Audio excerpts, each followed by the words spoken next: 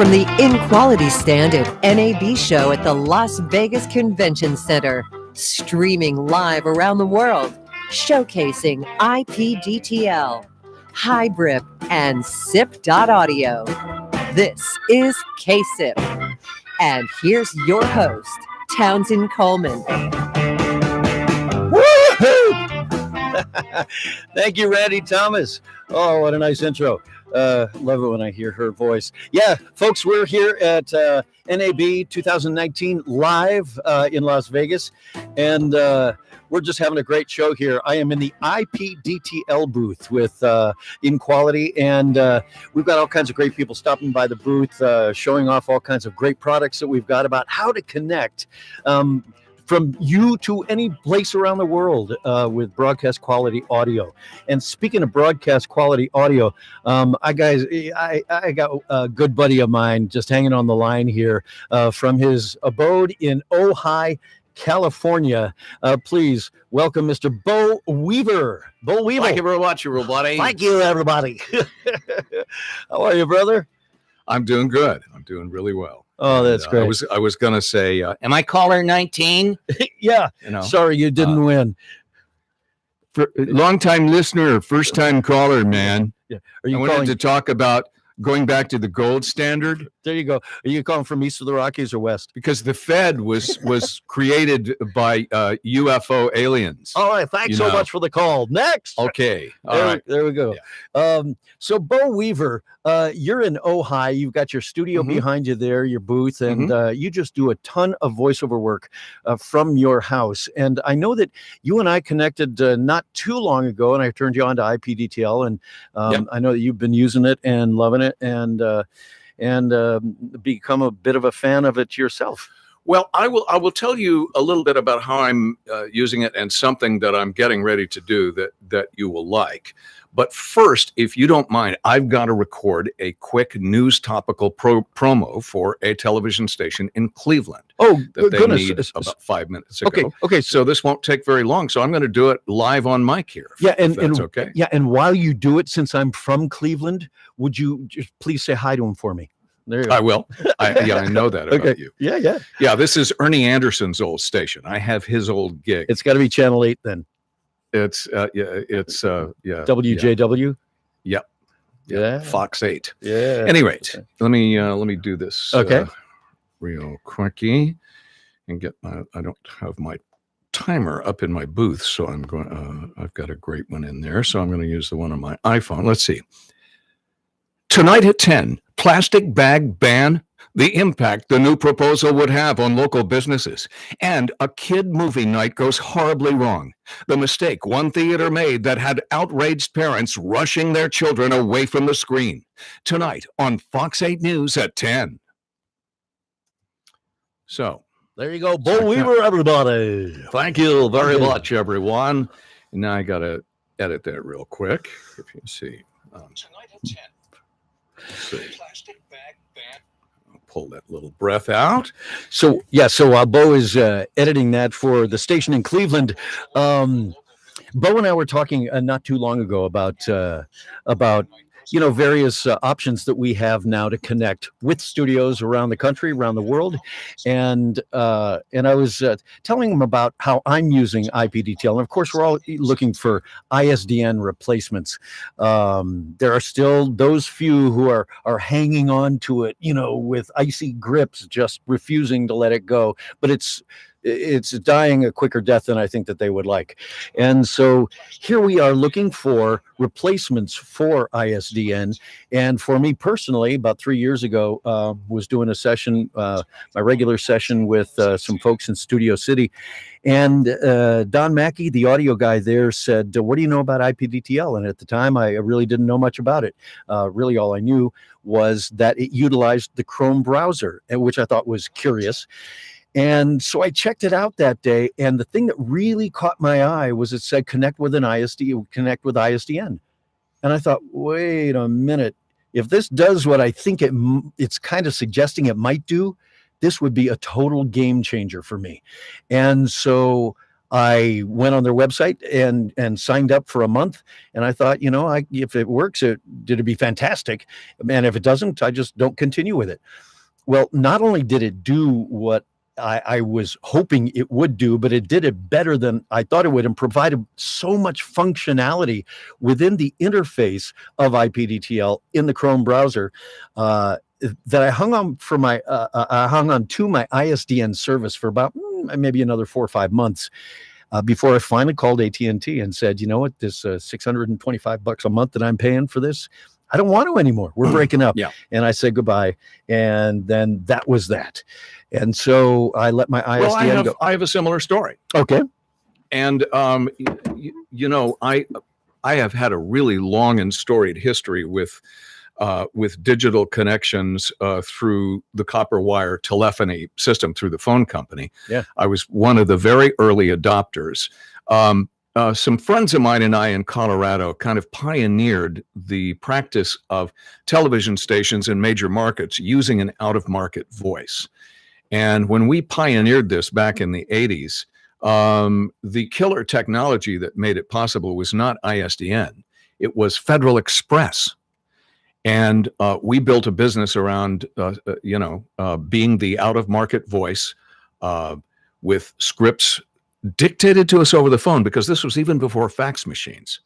And this was our big innovation. And we would, FedEx the scripts, they get them the next day. And this was an astonishing turnaround for them. But in about 1989, I had been back in LA for a number of years. And one of my partners in the little Denver thing, a little company we called Three Fine Pipes, which is kind of cute. That's so clever. He had come up with something that was working for a couple of his stations. He found out that CBS Sports was using a technology from the phone company, allowing digital audio to go over a phone line. It was called Switch 56. Right, sure. And so I got a Switch 56 line and was feeding a couple of my stations doing that. And a few years later, they developed a way to gang 256 kilobits lines together to make what was the precursor of ISDN. It was that 2-channel Switch 56, which comes out to 128.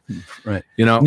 So I did that for a few years, and then I believe I was the first talent in LA to have an actual ISDN line at home. So I have been doing this with the phone company since 89. Yeah. And your middle name is Pioneer. Well, you and I are both like this, Townsend. We have, kind of a technical facility. And so really, I'm kind of like the unpaid beta tester for the industry, and I have been Yes. for a long time. I get that. So there's like giant boxes of old dead equipment out in the garage. Sure. That's the museum you're starting. Yeah. Right. Yeah. So anyway, so I've done ISDN for a really, really long time. And I have been really close to cutting the cord for quite a while, because my ISDN bill has been, like yours, lately, $650. Yep. And I haven't used it in a couple of years. Yeah. But most of the time, if I'm doing a live connection, I will have to confess that a competitor, Source Connect, is usually what people use. But I have not used the ISDN in several years. But I've kept it just out of, because why? Because I like writing a $650 check. Of course. It's nostalgic for me. It connects me to my past, and it's really stupid. But I have made the decision, and I have the letter in my desk on the other side of the room to cancel it.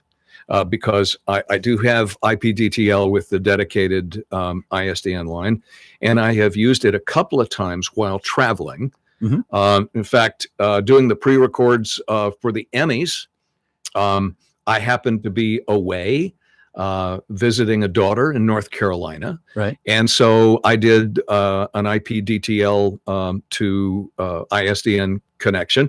And, as far as the other guys go on the other end, they don't know. And I don't tell them. I do not tell them I'm traveling and I'm recording in a closet in, a beach house in the Outer Banks of North Carolina. I don't tell them that. Right. They just say, well, we're dialing different ISDN numbers. Are these new numbers for you? I'm at a different studio today. Okay.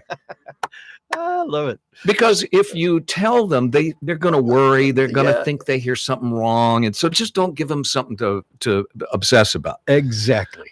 But it works fine. It's worked fine. And so more often, what I do is simply use, whether it's IPDTL or even Skype or a regular phone patch, and I just record on my end. And I record 24-bit files and upload them to my web server and do it like that.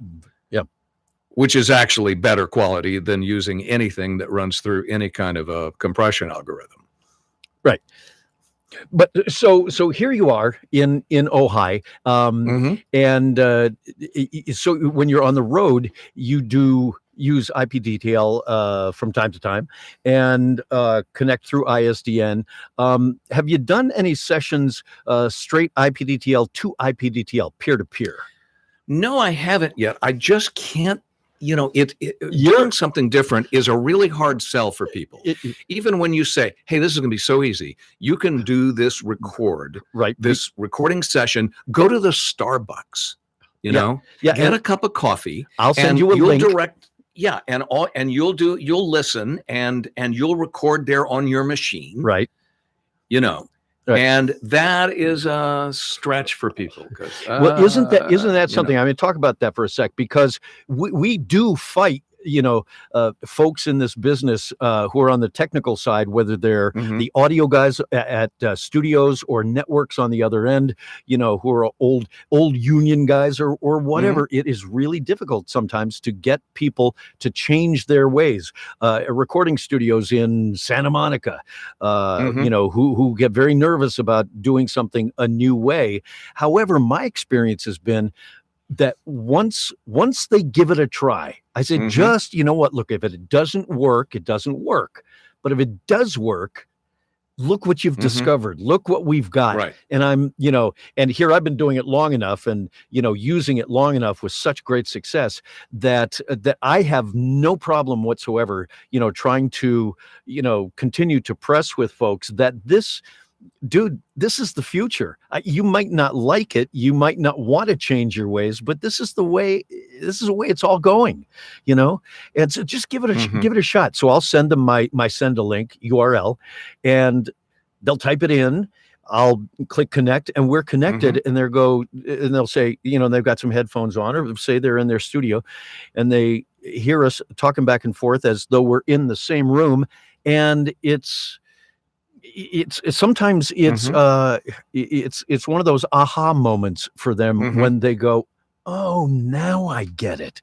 I see. Right. So it's that simple. Yes, it's that. I simple. agree. It just takes getting them to try it. And sometimes the guy on the other end, who is the audio engineer, he's the guy who's really the stick in the mud. Yeah.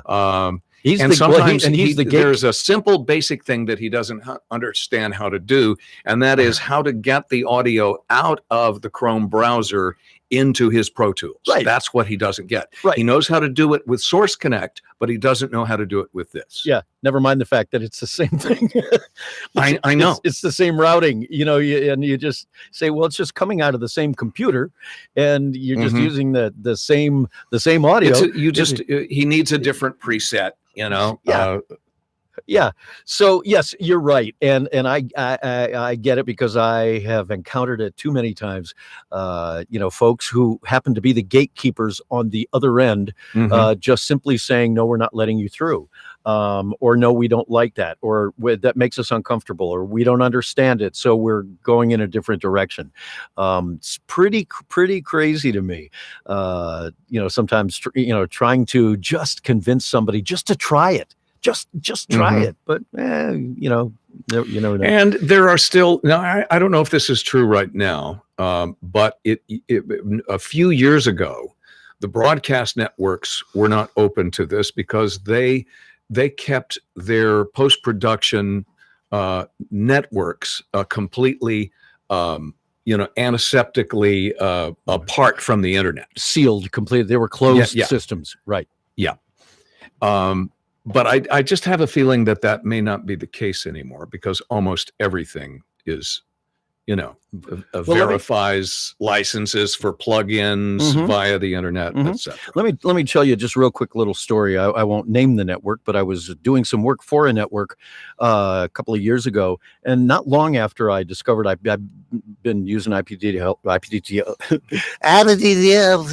lot of people. George Whittam calls it IPDiddle. IPDiddle. There you go. So I've been using IPDTL for maybe a year at this point, and they were looking at ISDN alternatives, and they knew that I'd been using IPDTL, and they were looking at some other competing systems, and I said, well, let's just try it. And they said, we won't be able to because of our computer system. We are sealed off away from the internet and at the specific sort of intranet that we're on here at work.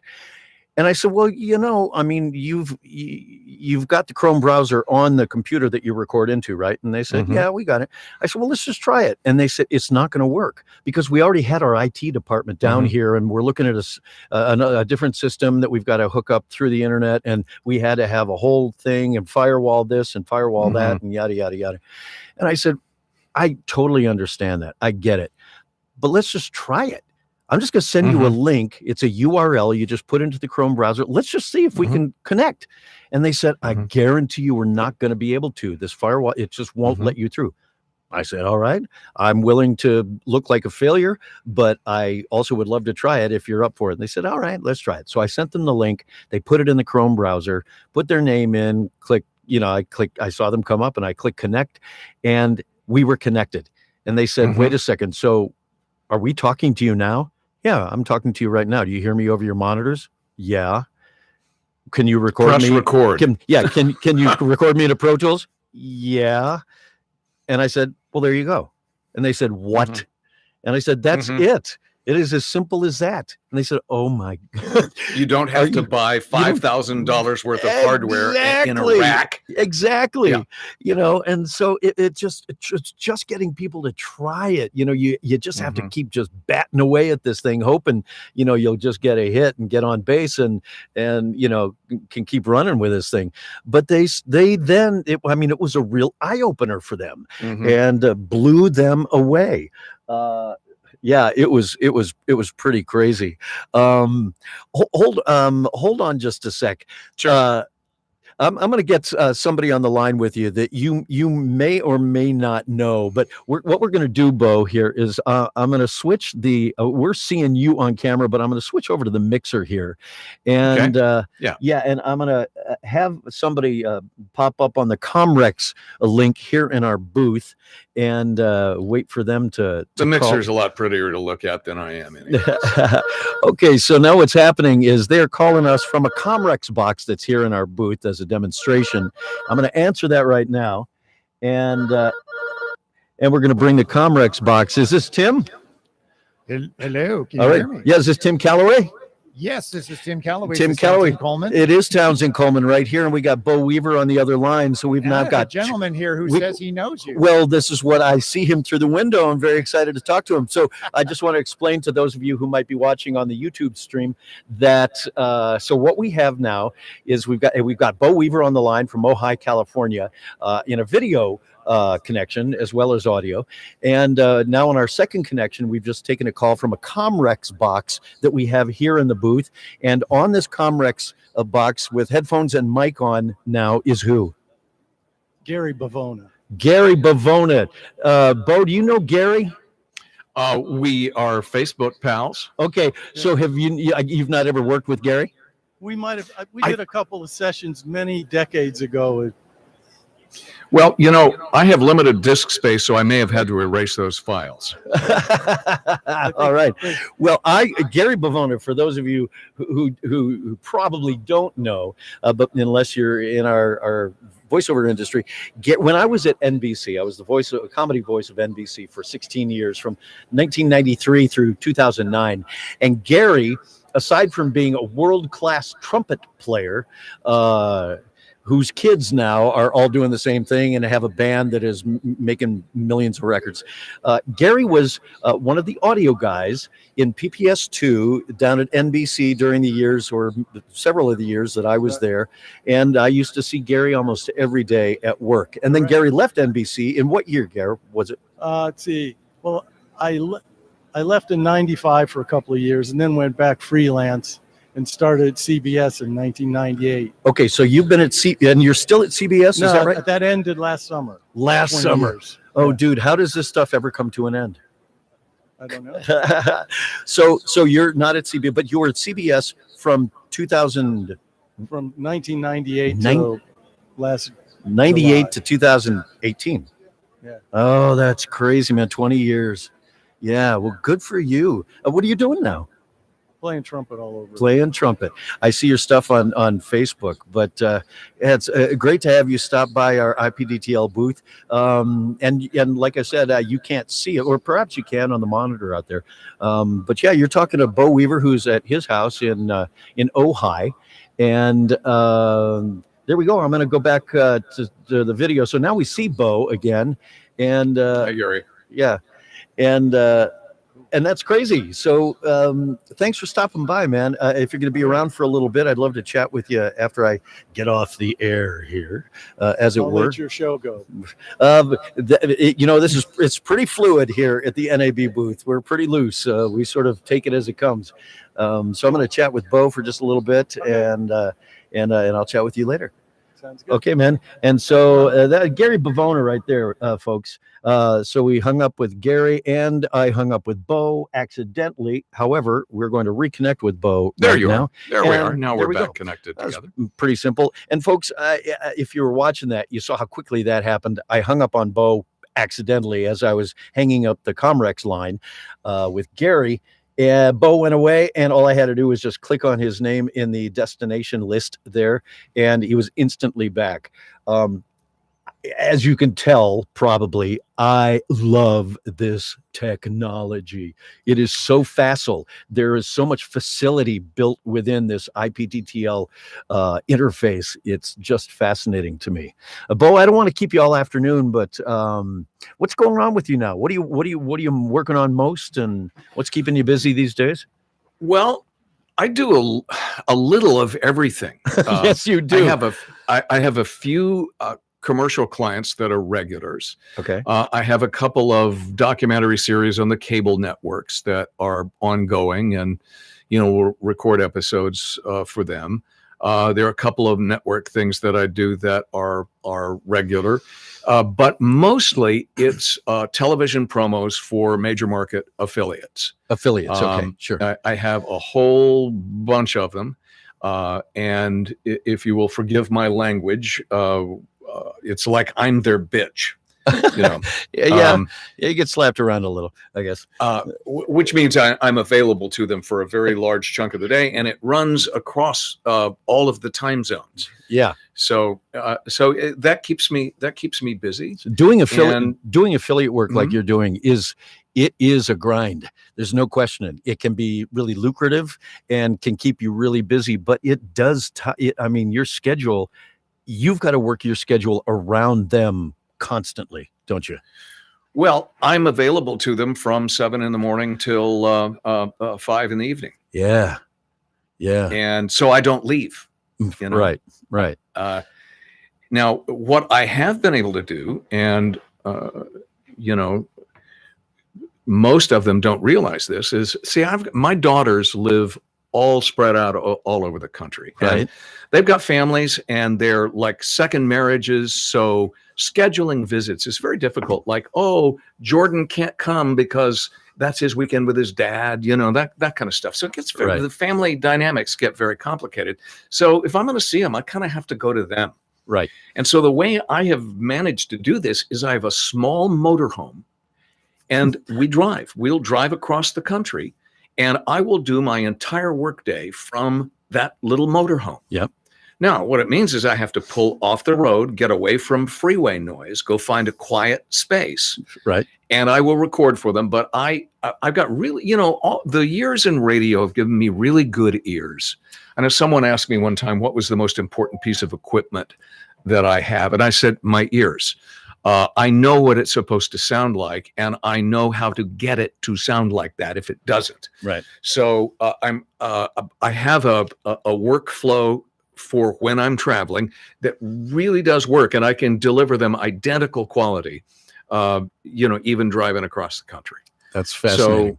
So now I will tell you this: it isn't any fun to be traveling and doing that much work. Right. Sure. You know, where I'm doing during sweeps, I will have like 40 deliverables in a day. Wow. And while driving, dude, that's, you know, it's kind of cool that I can do that. Right. But that you have why to do I it. even want to do that? Right, You know, that's exactly. another question. Exactly.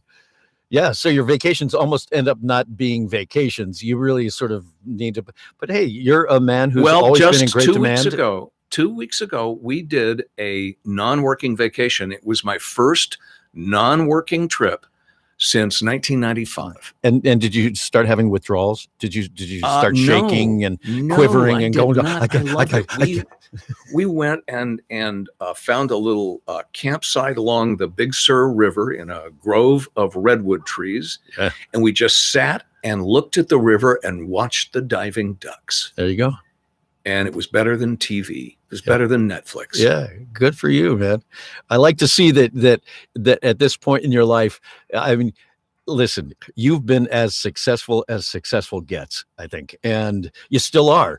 But I'm glad to see that you're slowing down, like even ever so minutely enough to be able to smell a rose or two along the way. Well, I'm trying to learn to do that, you know, and I'm at the stage of my life where big fun for me is to go out and sit in the a swing on the back porch and watch the light change in the evening. There you go. See, that's big fun for me. Yeah, we used to think that watching cement dryer or watching the grass grow was a bad, boring thing. It's now become. I can remember my grandfather said, "What'd you do this afternoon?" He says, "Well, I was out there and there was a squirrel out there on the bird feeder, and he was, you know." I got great, you know. But dude, now you get it.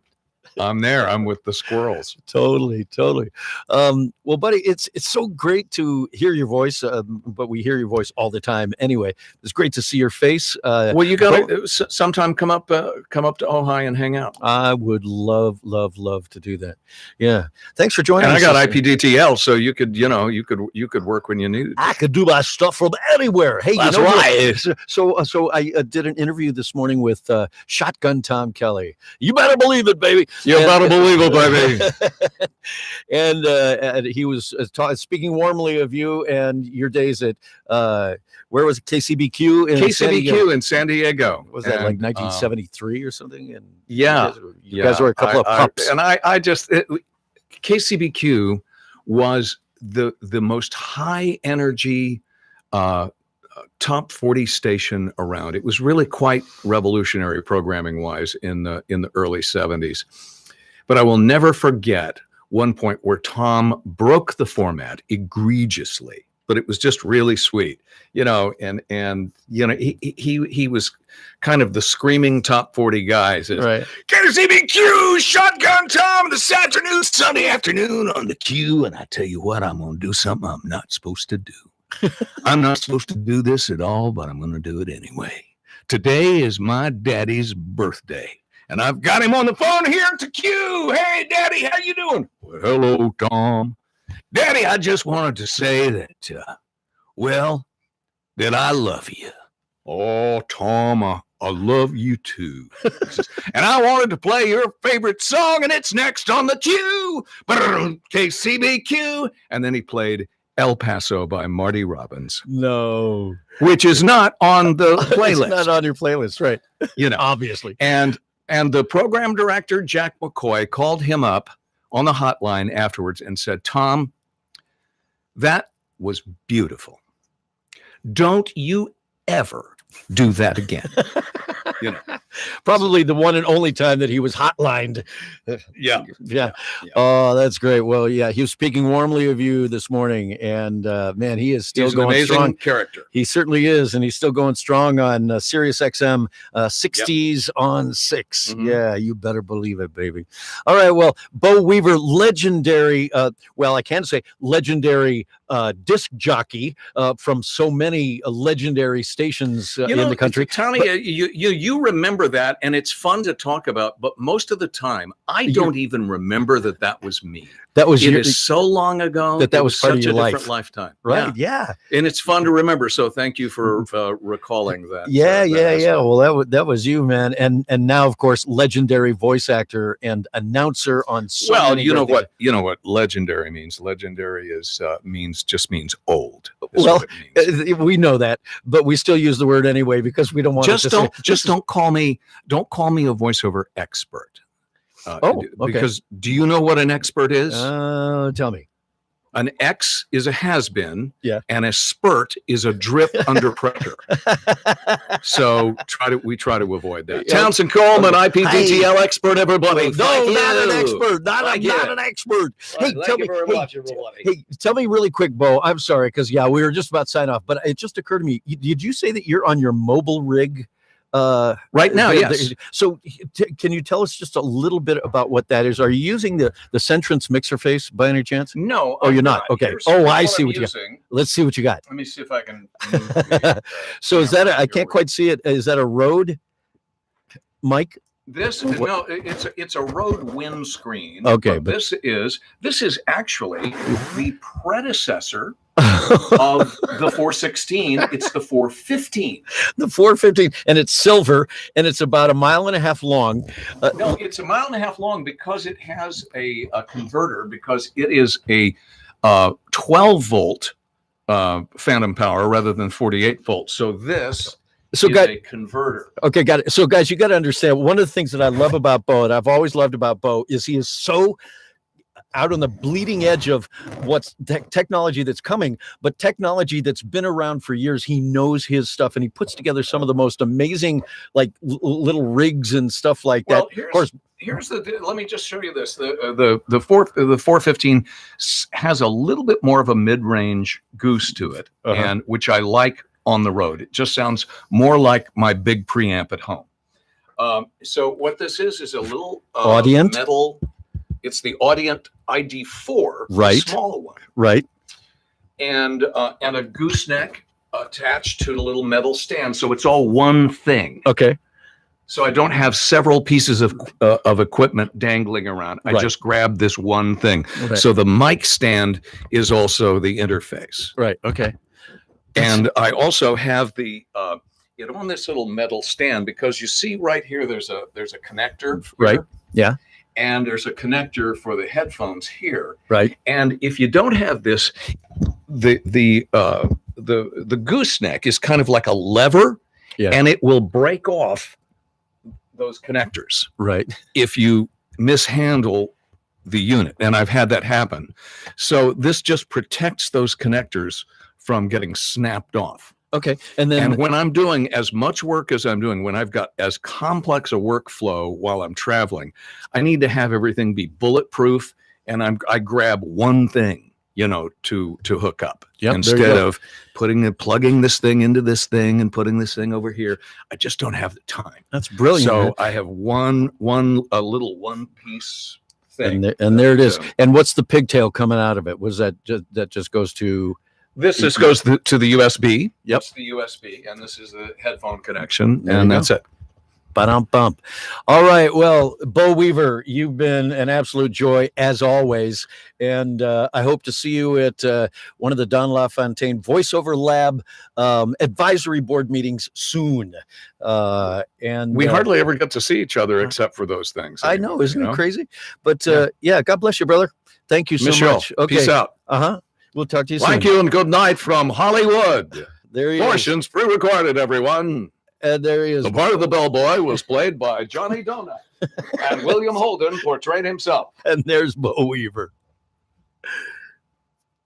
All right, well, folks, man, what a joy! I love that man. I love my voiceover compadres. They are such. I don't use the word joy loosely. I really mean that. They make me light up when I get to work with some of these legendary talented folks. It's a blessing. It's just fantastic. And Bo's at the top of the heap. Of course, we were talking to James Arnold Taylor earlier today, and he's at the top of the heap. And another gentleman who's at the top of the heap, Mr. Joe Cipriano, you may have heard of, I'm sure. Hopefully, we'll be talking to Joe tomorrow. I think Joe is over on the East Coast at this point in his life, perhaps visiting some kids and grandkids and enjoying that as I do. Unfortunately, all my grandkids are out of town, and so I get what it's like to have to travel to go see them. But hopefully, we'll be hooking up with Joe Cipriano tomorrow, getting him on our IPDTL stream to let you hear a little about his take on how he's using IPDTL and how things are working for him. Let's see who's calling us now. We got somebody over in the Comrex box, and who are we looking at? Oh, I recognize this gentleman. I recognize him as the gentleman who created this wonderful thing we call IPDTL, Mr. Inequality himself. It is Kevin Leach. Townsend, that was brilliant. Well, thank you, sir. I really enjoyed listening to your chat with Bo. And you know what? I mean, with all the distractions out there, out here, we didn't get to hear everything, so I'm really looking forward to going back onto the YouTube stream and watching that. And I think we'll actually make a little YouTube feature out of it itself as well, because I mean, that guy's got so much experience, and he's got so much knowledge and so many things to say. Oh, he certainly does. I really enjoyed listening to you guys talking to each other. So thanks for getting him on. Well, thank you. Hey, it was a pleasure for me because, like Bo was saying, we never get to see each other anymore. So now, having gotten a chance to not only hear him over IPDTL, but be able to use the video feature and pull him in via video from his place in Ojai, man, it just makes me smile. It really does. And it makes me smile as well. Yeah. And that's exactly what we're trying to do here with this pop-up radio station this week is to get people on, tell us about their experiences, get them to share their best practice, and hopefully so that people can go away actually having learned something rather than us just talking to ourselves in the box all week. That's right. Oh, well, hopefully so. Yeah. Thanks for saying that. And I should ask from a logistical point of view, how much longer can you bear sitting in that sweaty box before you want to come out and get another host on? No, I'm good. Unless you got somebody who's just dying to sit in the chair here, I'm good. I don't see anyone dying to sit in the chair immediately, but you just shout as soon as you're. We need a code word or something as soon as you're ready to come out. All right. Yeah. Well, you'll see my sweaty face just pressed up against the glass. Right. You'll take that as a cue. And how's this week been in general for you? I mean, you've got a hectic schedule right now because you're in another play soon in Los Angeles. Is that right? I am. Yeah, I'm doing a play with my theater company in Hollywood. It's called Actors Co-op. And so I've got a part in this play, which is actually a pretty significant role. And we started rehearsals about 2 weeks ago. We're in the middle of rehearsals now, and then I had to cut out for 4 or 5 days in order to be able to come here, which is something I really wanted to do. I mean, I didn't want to leave. We're glad to have you here. Happy to be here. And yeah, so after we're done here, and we'll head back to the Airbnb, and I'll bust open my script and keep trying to cram those lines into my head. Yeah, you were cramming last night. Did you get somewhere with that? I did. Last night whilst we were making a noise outside? No, it was fine. I did until I fell asleep. Yeah, right. With a script on your head. With my script on my head, stuck to your chin with drool. Right? Yeah, maybe this is the way I'll get it into my brain via osmosis. Yeah. That yeah. might work. Yeah. Well, no, thanks for being with us here Of this course. week. That's great, and it's good to hear that. I saw Joe Cipriano in Atlanta last week, and I think he's down in Miami. Is that right? He is, yeah, visiting his this daughter way. and Cool. But he son-in-law said and grandson. but he's got his travel kit with him, and he said he's going to try and talk to us tomorrow, right? Yep.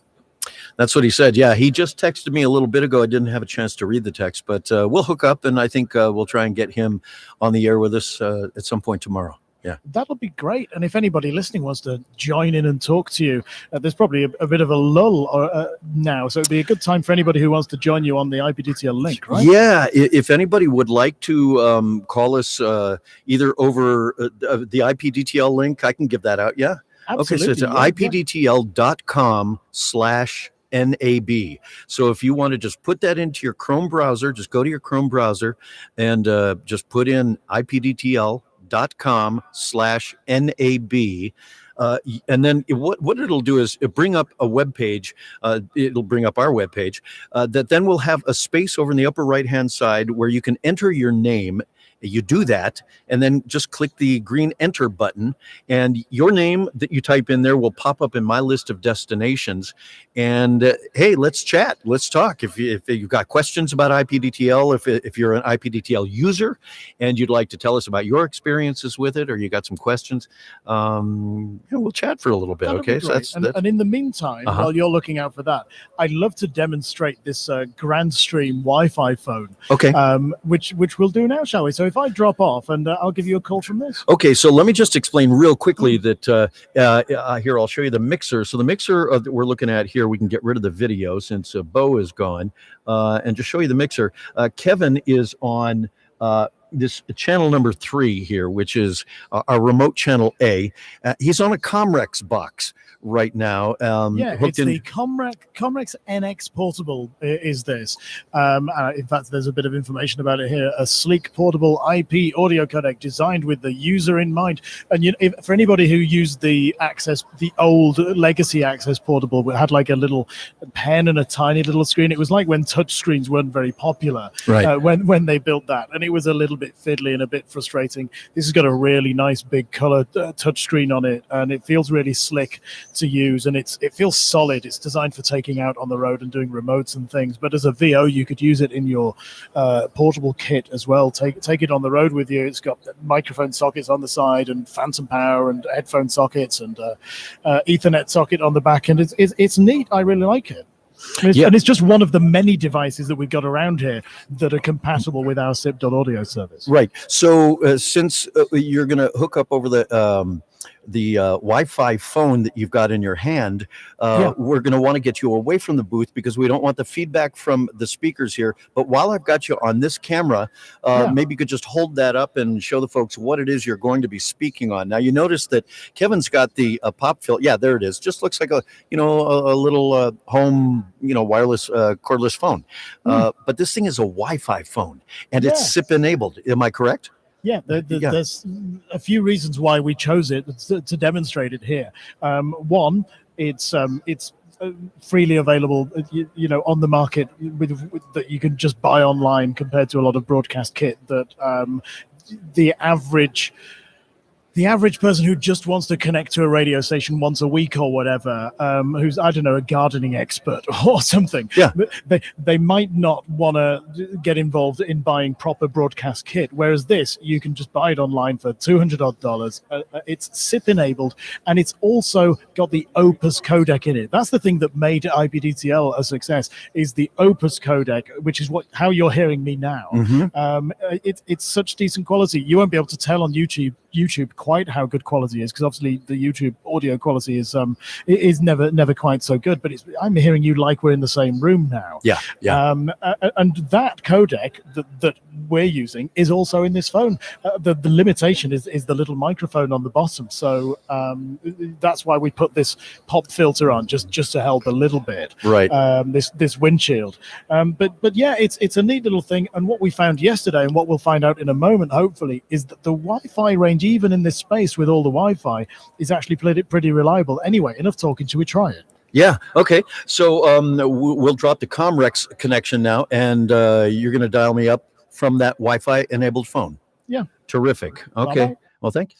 So so we'll here we are looking at the mixer again, and Kevin's going to be dialing up and connecting from this Wi-Fi phone. Yeah, we tried this yesterday, and boy, it was amazing to see how far away from the booth. I mean, this thing's got huge range, and here he is calling up right now. We'll bring him in, and there we are from the Grand Stream. Is this Kevin Leach again?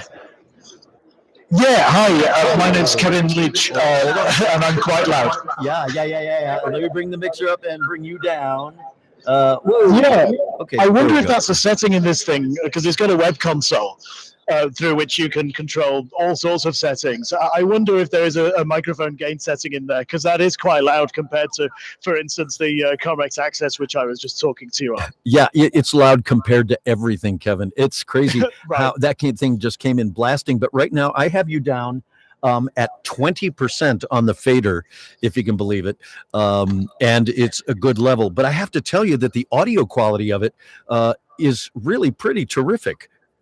Isn't it just? And this is a new product which I think Grandstream brought onto the market in the last year. I saw that there was a prototype that they were talking about 9 months ago, and then I noticed that they'd actually brought this thing to market. I think it's the WP820. And just to be clear, we're not here to sell these things. It's Grandstream aren't asking us to sell this. This is something that we found, and we saw that it was compatible with our services, and we thought we'd give it a go. So I'm quite impartial here. Other than that, I'd love to sell you a SIP.audio account on which to use this thing on. It's Right. just one of the many devices which are coming to market now, which are SIP enabled, Opus enabled, and as a consumer piece of equipment, actually it is reasonable for. Like I say, connecting. If you're the CEO of a radio station and you go on air once in a while, or if you're a newspaper journalist who the radio station wants to get on sometime, those people don't want to have all sorts of broadcast kit in their home. But this thing would just sit nicely on their desk, and it would make doing radio interviews really convenient and familiar as well, without being overwhelming for the user. Yeah. So, Kevin, I've got a question because I can't see you from the booth and I can't see you on the camera. So I don't know where you are in the hall right now. How far away from our booth are you? Well, I'm actually kind of I'm in front of you, behind the booth. So you won't be able to see me, but I haven't gone far. I'm loitering not far from our Wi-Fi access point. But why don't I start walking, and we'll see how far I get. Yeah. Okay. And we won't be able to see you, I'm gathering, but we'll still be able to hear you until, I guess, the Wi-Fi signal drops out. Yeah. Until you can't. And the good thing is I can hear a little bit coming back. So hopefully I can tell when it starts to drop off, or you can tell me. But I'm slowly walking away from the stand now. And there's a big wide carpet that you'll be familiar with about halfway back across the hall. I'm just approaching that now. I can see the Burke Technology stand, the Autopilot Live stand, Music Master Scheduling, Nortel, Centrons, Innovonics. Okay. Now I am hearing the Wi-Fi start to funny, isn't it, at an drop event out like now. this, because you're so involved in your own stand, you rarely get to go and see what else. Right. Now, I unless we just dropped. Yeah, and likewise, I am hearing it start to. I noticed. I noticed the feedback from you was starting to go there. So I've started to walk back towards our stand now, and I should have stabilized. Is that right? Oh yeah, it sounds great. And not only does it sound great, I mean, just the signal it seems strong. But I have to say that the mic on that phone. Yeah, it sounds terrific. You could easily be using that for broadcast contributions.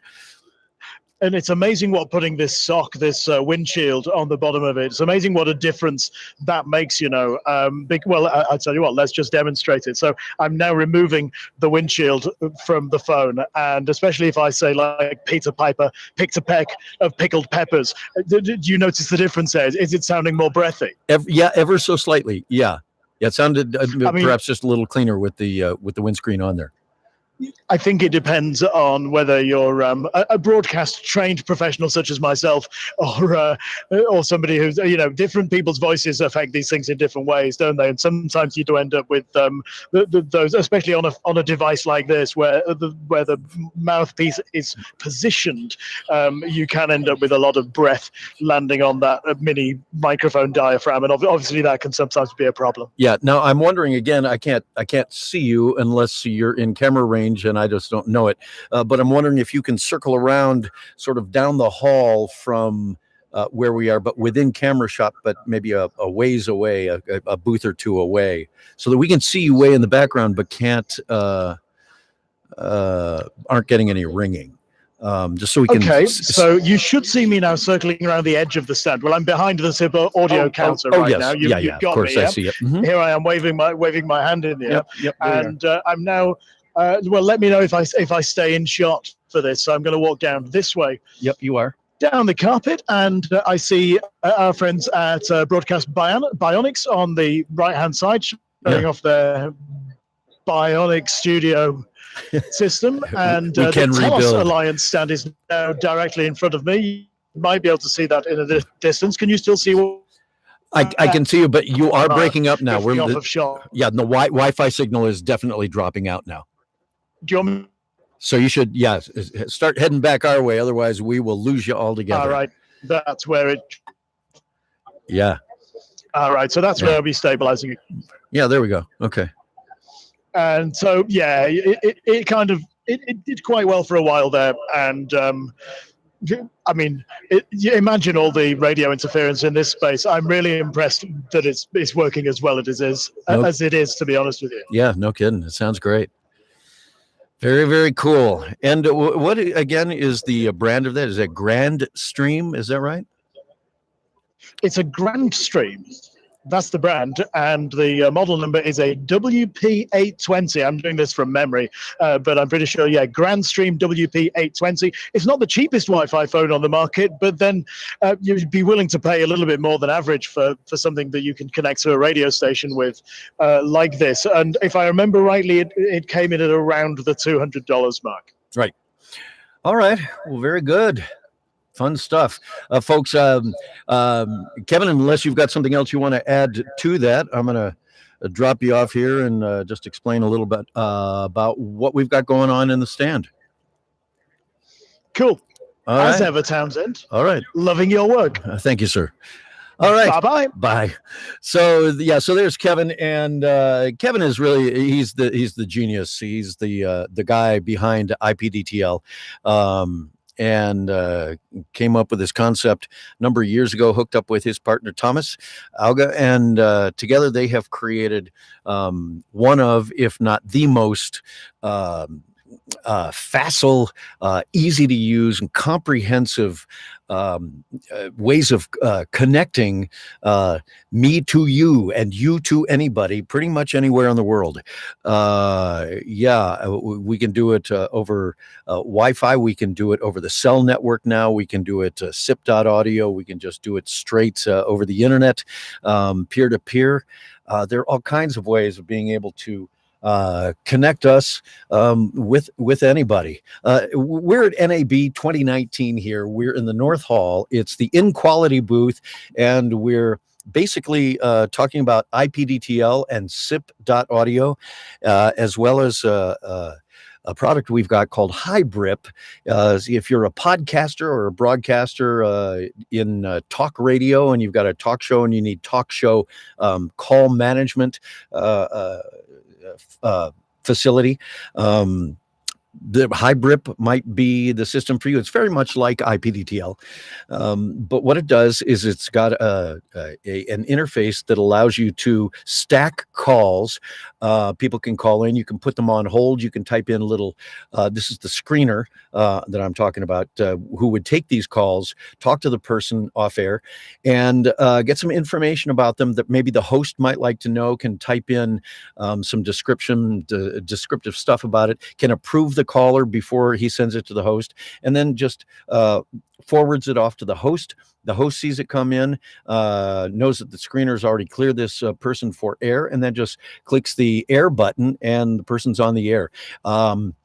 looks very much like I can't switch this screen over to that, I don't think, while we're, well, let me try. What the heck? If I go to the screening screen here, let's see if it'll allow me to do it on the fly. And let's just start using it. Yeah, here we go. So this is what I'm talking about. This is what I'm talking about right here.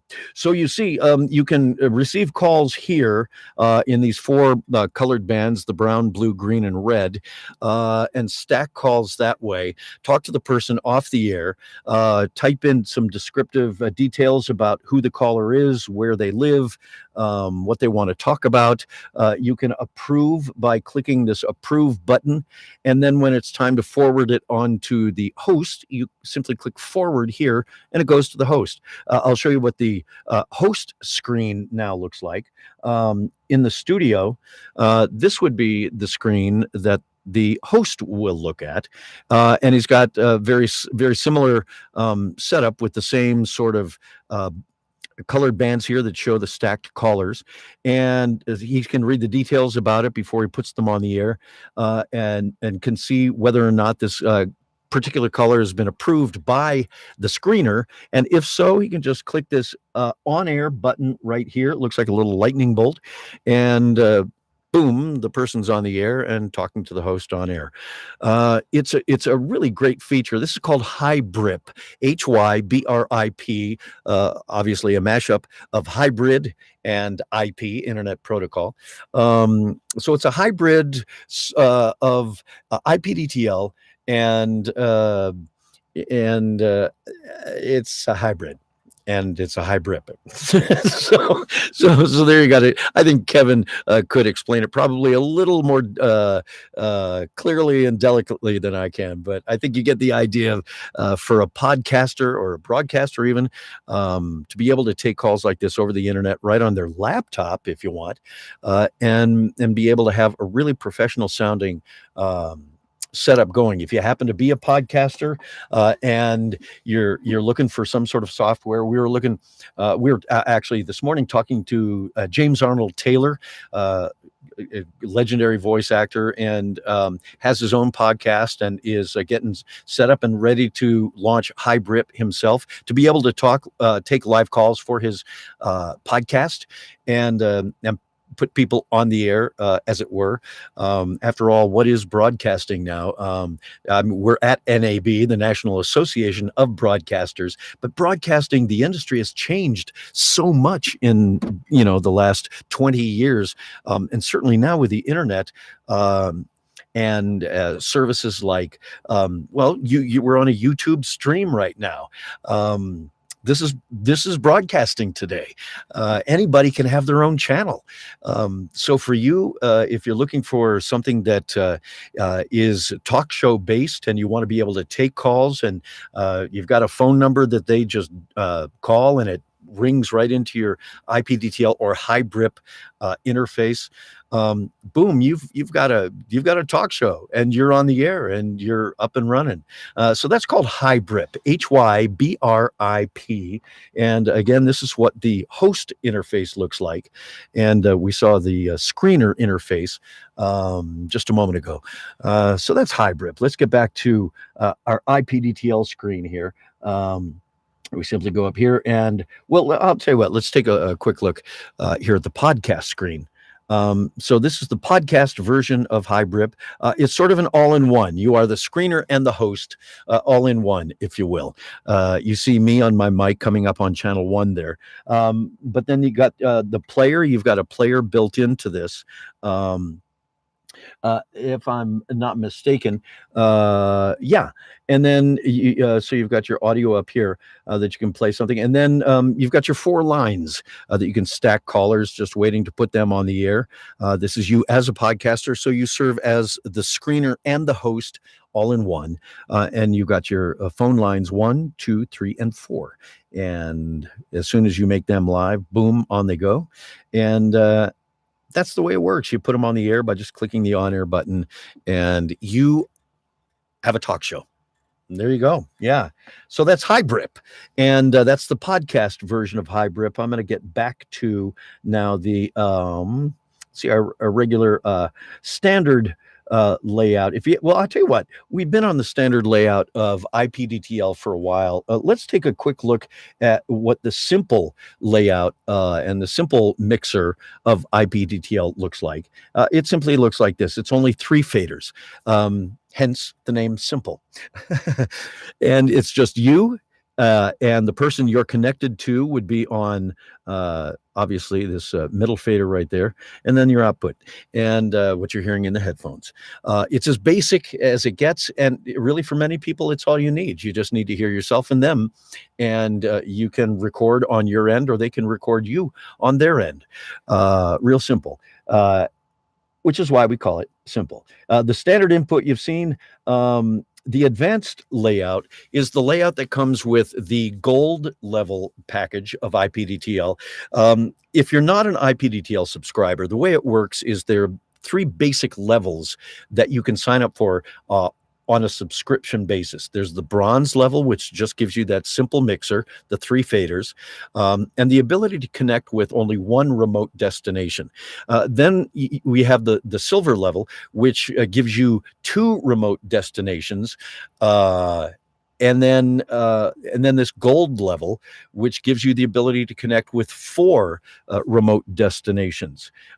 So this is what the mixer looks like for the advanced mixer.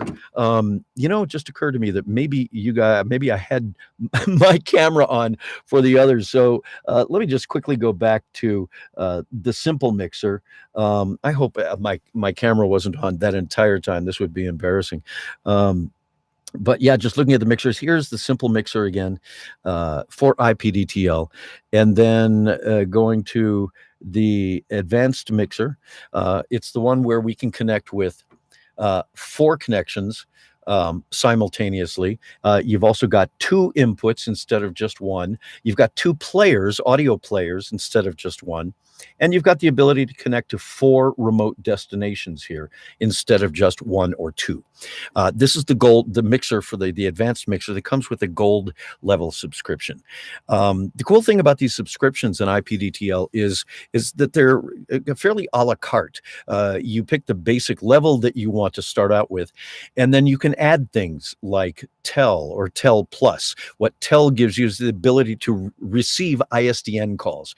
Tel allows you to receive unlimited ISDN calls. You can connect with somebody on their ISDN box and unlimited over the course of your month or yearly subscription that you've got. And if you need, but you can only receive them. If you have the need to dial out to an ISDN box, then you'd want to get what's called Tel Plus. And the Tel is TEL. You'll see it in the subscription layout. You just add that to your subscription if it's something that you want. Of course, it ups the price a little bit for that feature. But that's what's wonderful about this is you pick and choose the features that you need, and that's all you pay for. If you don't need all the bells and whistles, well, then you get the level that you need, and you add just those few things that you need. Adding what used to be called Link Plus is now called Send a Link, and it's just what it says. If you want to connect with somebody and they don't have an IPDTL subscription, then you can send them your dedicated URL. It's a URL that only you have. You send them that link. They put it into the Chrome browser, put their name in, click enter, and you're connected with them instantly. They don't even need to have an IPDTL subscription. All they need to do is have a computer that's got the Chrome browser on it and a way of getting audio in and out of it. If they're a producer and all they need to do is listen to you, they stick some earbuds in from their laptop and use their audio, their mic from their computer. You're hearing them, they're hearing you as if they're in the studio with you. And it's brilliant. I mean, it's a fantastic replacement now for what we used to call phone patches. We don't have to do phone patches anymore. Everybody's got a laptop. And if they do need to do a phone patch, just as simple, all we do is we just go here to the dial pad and we call them on their phone, and they show up on one of our remote faders, and you're listening to them and they're listening to you over their phone, just as if they were in the studio with you. Again, super simple, a great way to connect, but really elegant design. You just simply pick the level that you need, and then add the things to it that make sense to you for the way that you work. Yeah. So, and again, I'm not sure if you guys got the advantage of seeing the either the podcast or a studio or screening the screens of IPDTL here, but these are in what we are calling HiBrip. Okay, and this is the podcast screen for HiBrip. You act as the screener and the host, all in one. You take the calls, and then down here you can just stick them on the air by clicking the on-air button. Boom, they're on the air. We can stack 4 calls here. If you've got a setup where you actually have a screener who's screening your calls for you before you go on the air, this is what their screen would look like. This is the screener screen. They just simply put their name and details in here, anything that they think the host ought to know about this caller. They can then pre-approve this caller for the host, taking out sort of an extra layer of having to double check whether this person's going to be a good caller on the air or not. The screener can approve that caller by simply clicking the approve button and then clicking forward, sending it to the host. The host sees that, puts that person straight on the air, knows who they are, knows why they're calling and what they're about, and they're off and running. So that's the screener screen. And then the actual host screen in the studio would look like this, very similar. And as you can tell, that these are all really similar to IPDTL as well, because that's what it's based on. But the interface has been designed specifically for people who have talk shows, whether it's a terrestrial radio station that's got a talk show, can use this simply to screen their calls and air the calls on their station. Or if you've got a podcast and you're broadcasting over the internet, maybe you've got a YouTube channel, it's a talk show. This is perfect software for you. And here's the host screen. Can see that all the details that the screener has provided for them, and the on-air button, just they can see that this person has been pre-approved by the screener. They've got confidence in knowing that the caller is going to be a good call to put on the air. So they put them right on the air by clicking the on-air button. Boom, away they go. When that person is done, they go to the next call. And these are, of course, the 4 faders, 1, 2, 3, and 4, for those 4 calls. And there you have it. That's HiBrip, HYBRIP. And again, another really terrific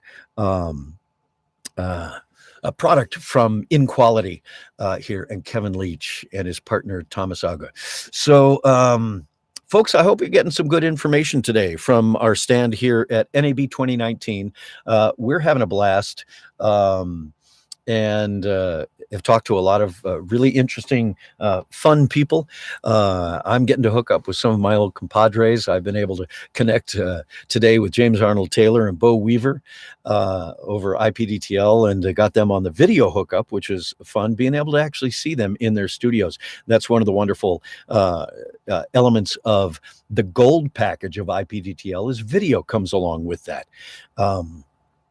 So you're off and running. If anybody's got any questions and you want to hook up with us today, you can do that by either you can actually call our HiBrip screening booth, and that number again, and I keep forgetting it, but it's pretty easy to remember, except for me, of course, is 323-336-6556. You can call that from your phone, and hopefully somebody will answer it if they're manning that HiBrip screener station. It's 323-336-6556 if you'd like to give that a shot. Again, we're here at NAB 2019 in Las Vegas. We're going to be here till Thursday. And we've got this KSIP live YouTube stream going for the duration of the show. So I'm here with Tim Calloway and Dave Courvoisier, and of course Kevin Leach, and Roger Woods is over here from the UK joining us. What a brilliant guy he is. I've learned a lot of technical stuff from Roger. Just a great gentleman. And so we're just sort of taking turns here in the booth. I'm in a Studio Bricks booth, which I've never actually seen in person, but this thing is really, really terrific. And I just know that Lindsay Schnebley and Ann McNamara are going to be very happy with it. little shout out to you guys. So anyway, yeah, if you want to call our hybrid screener station, that's the number I just gave out. And if not, who do we have here? We've got somebody again, another one of our just to give you a little sample of how we can connect. We've got somebody calling in from our tablet here. It's a Microsoft Surface tablet that has a mic hooked up to it. I'm going to bring their level down just a little bit. We can tell that they're a little loud. And yeah, they're and it's ringing a little bit out there in the booth because we've got speakers going on in the stand. And hello, is this Joe's Pizza? Oh yes, this is Joe's Pizza. Who am I Joe's talking Pizza. to? I'm Martha. I was hoping to get a medium-sized pizza. Okay, crispy well, crust. Yes, very nice. You called the right place. Good. Oh wait, you want a Yeah. crispy crust? I'm sorry, all we've got is soggy crust today. Oh, no, this maybe one. you got the pan pizza? Pan pizza would be good. Yeah, that would be good. So, can you send it on over? You got it. Where's it going to? Your home. My home. Oh, this is terrific. This is my buddy Dave. Hey, man, you're doing a great job in there. It was so cool to see Bo and see him at work and talk to him about his workflow. Guy's amazing. Yeah, he is amazing, and he always has been. He's an incredible talent. He's really technically savvy, and I mean, Bo. He's just a classic talent, coming from a really strong radio background. It's classic radio stations, like KCBQ in San Diego from all those years ago. Now your level just dropped quite a bit there, Dave. Did you drop that down, or I think maybe I lost the connection? Is that right? We're gone. Okie dokie. Okay, we're going to disconnect from the tablet there and see what might have dropped out. And perhaps he will, we're going to check that connection, and perhaps he will give us a call again. And say, well, no sooner said than done, eh? Yeah, let's connect with that tablet again and see. So, hello. Yeah, still nothing. Yeah, crazy. Okay, so still nothing there. We've got you connected here, but no audio. It seems like I do hear you. Dave, you there? No? Yep. Let me take you down There we go. a bit. Okay. Okay, we're back. Yep. Hey. Hey. So Bo is up there in Ojai and connects around the country. Does his affiliate news promos work? Right. Wow. Right. And I think you heard Bo talking about the motorhome he's got. Yeah. Can you believe that? I love that. Yeah, he's got a motorhome that he I'd travels. like to see the inside of that space. Wouldn't you? I'd like to see the booth. Right. Yeah, I'm telling you. Yeah, so I'm going to pull you down just a little bit because I'm hearing a still ring with the speakers on there, and maybe pull the speakers down just a bit. But yeah, no, that sounds great now.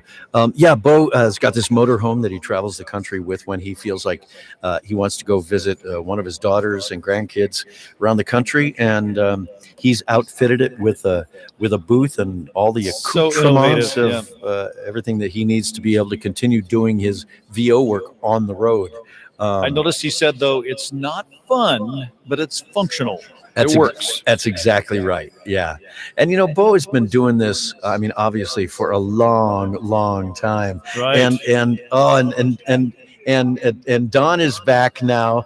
And unfortunately, I was going to have him hook up with Bo. How about if I just put him on the mic? You want to come up here? I would love that. We got Don Elliott stopped by the booth, and Don took a seat here. Here you go. Check it out. So Don took a seat in one of our beach chairs and now can't get up. I've fallen and can't get up. Don is making his way to the mic right now. You just stole my line. Now what do I say? I'm so sorry, buddy. Yeah. That's a copyrighted line, Yeah. Is it really? Stop it. No, it's not. The same as let's get ready to. Let's get ready to rumble. Yeah, Michael Buffer won't let anybody use that. That's all right. Let's get ready. Oh, I can't do it. It's the most obnoxious commercial I ever heard. Yeah, it's probably, I think, Where's the Beef also is one of those lines that you're not allowed I to. wonder if I could. Where's the beef? So we're looking at Donnie over there. There. Now I moved over here so I can see it.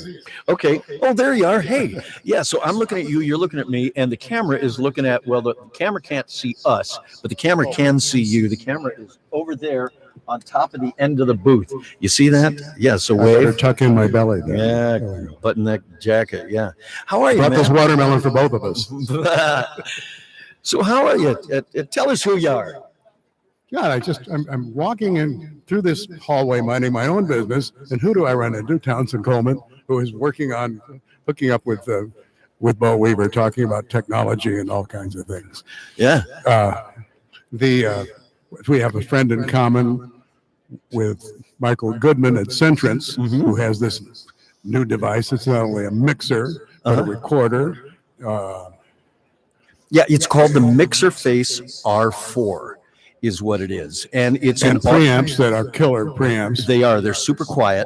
And yeah, I was one of the backers on, it was either Indiegogo or Kickstarter, I don't remember, a number of years ago when he was getting this thing designed. And it ended up taking quite a while to get the thing to market. And by the time he finally did get it to market, it went through a pretty significant redesign that was terrific, in a word. Once I finally got this unit in hand, it is built like a tank. Has two XLR and quarter-phone inputs on it. You can take. I was a real advocate of the Apogee, right, which in the $250, $300 range. You get the big one with the limiter in it and so on. Right. And it occurred to me, for about the same money, you're around $300. With this device, you can plug in any mic.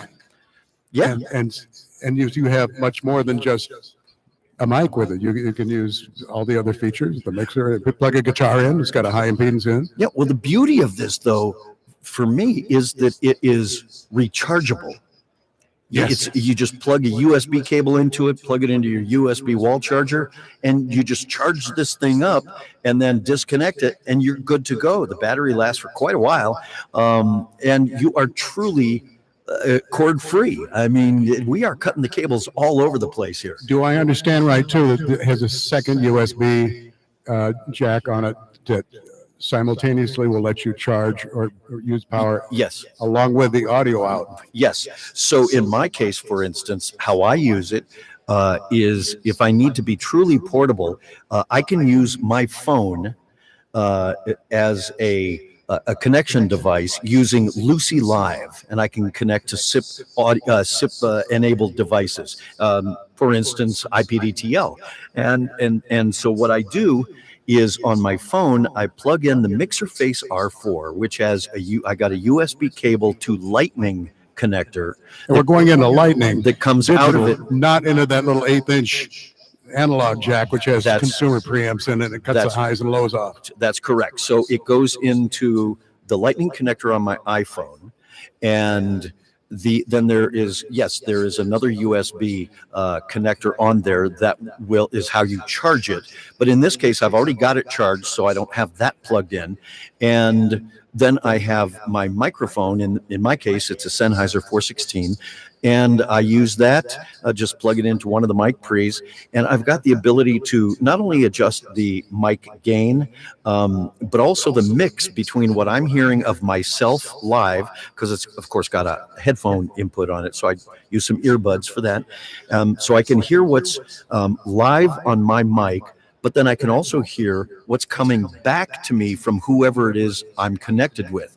Now, the way I use it is because I do promos, I need to hear the tracks coming back from the production house that I can announce to.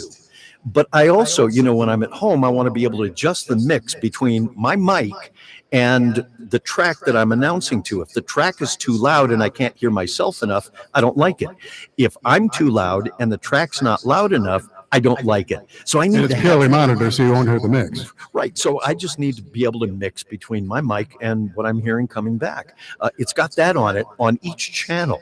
What else it's got? So you got the mic gain, you've got the, of course, the monitor and the headphone volume. I've seen some other devices that do this, and that AB ability to listen to live or pre-recorded is an either or. Right. Well, that doesn't do any good if you need to be able to sync to something that, or sing over a track or Exactly. talk over Yeah. previously recorded. Now he's got two versions of this, as far as I know. One is the version that I have, and then another is the exact same model. However, it has a built-in recorder. And Yes. yeah, and it uses I think just a little SD card to record onto, Which gives you redundancy if you're going to go into a computer or Right. say on a camera. right. So you can be recording yourself as you go along, and if for some reason the connection between you and your the production studio, for instance, was crappy or was breaking up or whatever, you've got a clean recording on that SD card that you can then take that track and just send off So to them. you and Bo have been along in the development of this all along, also with Michael to some degree. Nah, I haven't, but certainly Bo has. I think Bo is sort of Bo is an early adopter of everything tech. So yes, Bo was talking to Michael early on, I'm sure, and was one of the first backers as well. Yeah, On I've been Kickstarter. giving Michael heck for years about, well, it needs this, or you don't need that, or one thing or another. And at the very end, before he went into final production, I said, it really needs to have a screw on the bottom of it in case you want to sell it to these camera guys. Yeah. Because there aren't very many voice people that are working well enough to for his market. Right. So it works with anything audio practically. Well, for sure, and it's really an amazing audio interface for videographers who are shooting video with their DSLRs, and they don't want to use just the standard inputs that come on their Canon Not to T5 mention Mark II or sucking whatever. battery power off of their other gear that they Right. carry around. Right. Looks like Exactly, and so it's self-powered. some of these camera rigs look like a portable ham shack on their back. You know what I mean? It's just, and this makes them truly portable. Yeah, but we have a recording of this. We should give this to Michael. Right, but think about how brilliant this stuff is these days. I mean, it's what I love about IPDTL. All these technologies coming together to allow us to do what we need to do and do it efficiently and remarkably well. Yeah. So, Randy Thomas told me about the IPDTL. He pointed my way down here when we were up at the Centrance booth, and I said, Right. I got to know about this. yeah. I don't know. Yeah. Well, Don, if you don't know about this, please talk to us and have us give you a little demo, because this thing has changed my life. I mean, really, when I say it's a game changer, I'm not kidding. 3 years ago, when I discovered it, of course, wanting to get rid of my ISDN, this is the thing that jumped out at me, like a beacon. Is like, By the way, Vanessa Gilbert is a captive audience right now, sitting back in her new little studio in North Hollywood, sipping coffee, checking this out on stop YouTube. it, Vanessa. Hi, You Vanessa. there? Are you there, honey? Vanessa Gilbert, I love you. So Don, tell us a little about you, about your background. I've been doing this since grade school. I don't know anything else to do except it was radio for a long time, Right. and singing just started recently, just because I've always wanted to do it. But And this is for the folks, for those of you, this is Don Elliott we're talking about. Yeah. I changed a very popular station in LA to Top 40 many years ago, Kiss FM. Worked there 3 different times, 15 years the last time, and then started K-Rock with Shadow Stevens. When it was an AM and FM, Right. the AM went into a bankruptcy situation, and I bought the AM station a couple of years ago in an auction with the FCC, and just acquired an FM a few weeks ago, and that's why I'm here to deal with the attorneys and the FCC to put this thing on the air finally back in LA. The call letters, of course, K-Rock will remain with their FM. My new call letters are on the way. I have temporary calls right now, KWIF 1500 AM. Okay. That's not what it'll be, though. I have, Do you Got some new ones. know what the calls are going to be? yes, but I'm not going to But you- mention but it you yet can't say- because Because you signed an NDA with yourself. well, it's not locked in yet. Oh, I got it. Okay. So you don't want somebody could go coming away if along I and talk say, about it. yes, Yeah. and snaking it out from underneath you. Well, they couldn't unless they had a station, but still, Well, that's true. it only costs you $100 to change your call letters. Is that A lot right? of people know that. Yeah. You can about be that? anything that's available. You know, it's always been a mystery to me because I've been fascinated by radio ever since I was a kid. My dad used to be in radio early on for just a short while, but when I got into radio myself in Cleveland in 1974 or so, was on the air there at a number of different stations for 10 years. And it always amazed me when stations that had really great call letters would change their calls. It's like, are you nuts? That those call letters are legendary. How could you let those go? And then come to find out that some little station, in a cornfield in Iowa picked up those calls, and they're doing the cattle prices. Well, at It's least like, I stayed on a theme. I was at Cuddle and went to Kissin and then Kiss, there you go. which is not K-I-S-S, it's K-I-I-S. Right. We wouldn't call it Kais, obviously. And yet they maintain that on the billboards. I never understood why they would not just call it what the audience calls it. Right. Kiss. Right. And of course, when that happened, there were, because I remember when that happened, there were stations all over the country all of a sudden changing their call letters to take on the KISS name. There's not a lot of independent thinking in broadcasting. No, there's not, is there? But if it works, why not copy it? So that's the other Exactly. side of the coin, sure. So you're big boss now, and you've got a radio station, and you're putting up a tower where? Oh my God. There's AM, MF, and FM towers. We have AM towers. I'll just say that's on the east side of LA, and the FM towers are up on a mountain out in the valley, 1 mile high, Okay. 5,100 feet. So that's the second highest after Mount Wilson, actually. Yeah. Yeah. So when do you anticipate this station's going on the air? I hope this thing's on by the summer. Mm-hmm. And are Well, you you in the process of trying to hire a staff and do all that and get this thing on the air, or what? Well, We're pointing at a lovely young lady who's enjoying one of our beach chairs. yeah, that's our CFO who is counting our shekels I got it. and wondering how much automation we can do and how much live we can do, and then talking formats. Got Oh, it. my. Okay. So I would haven't- love to. So you haven't really settled on that yet. Can you tell us a little You bit know, about what direction you're going to head, or not sure? You know how movable things are, how quickly people can change formats. Since it's just me, I can be a kinetic corporation, is my lingo for it.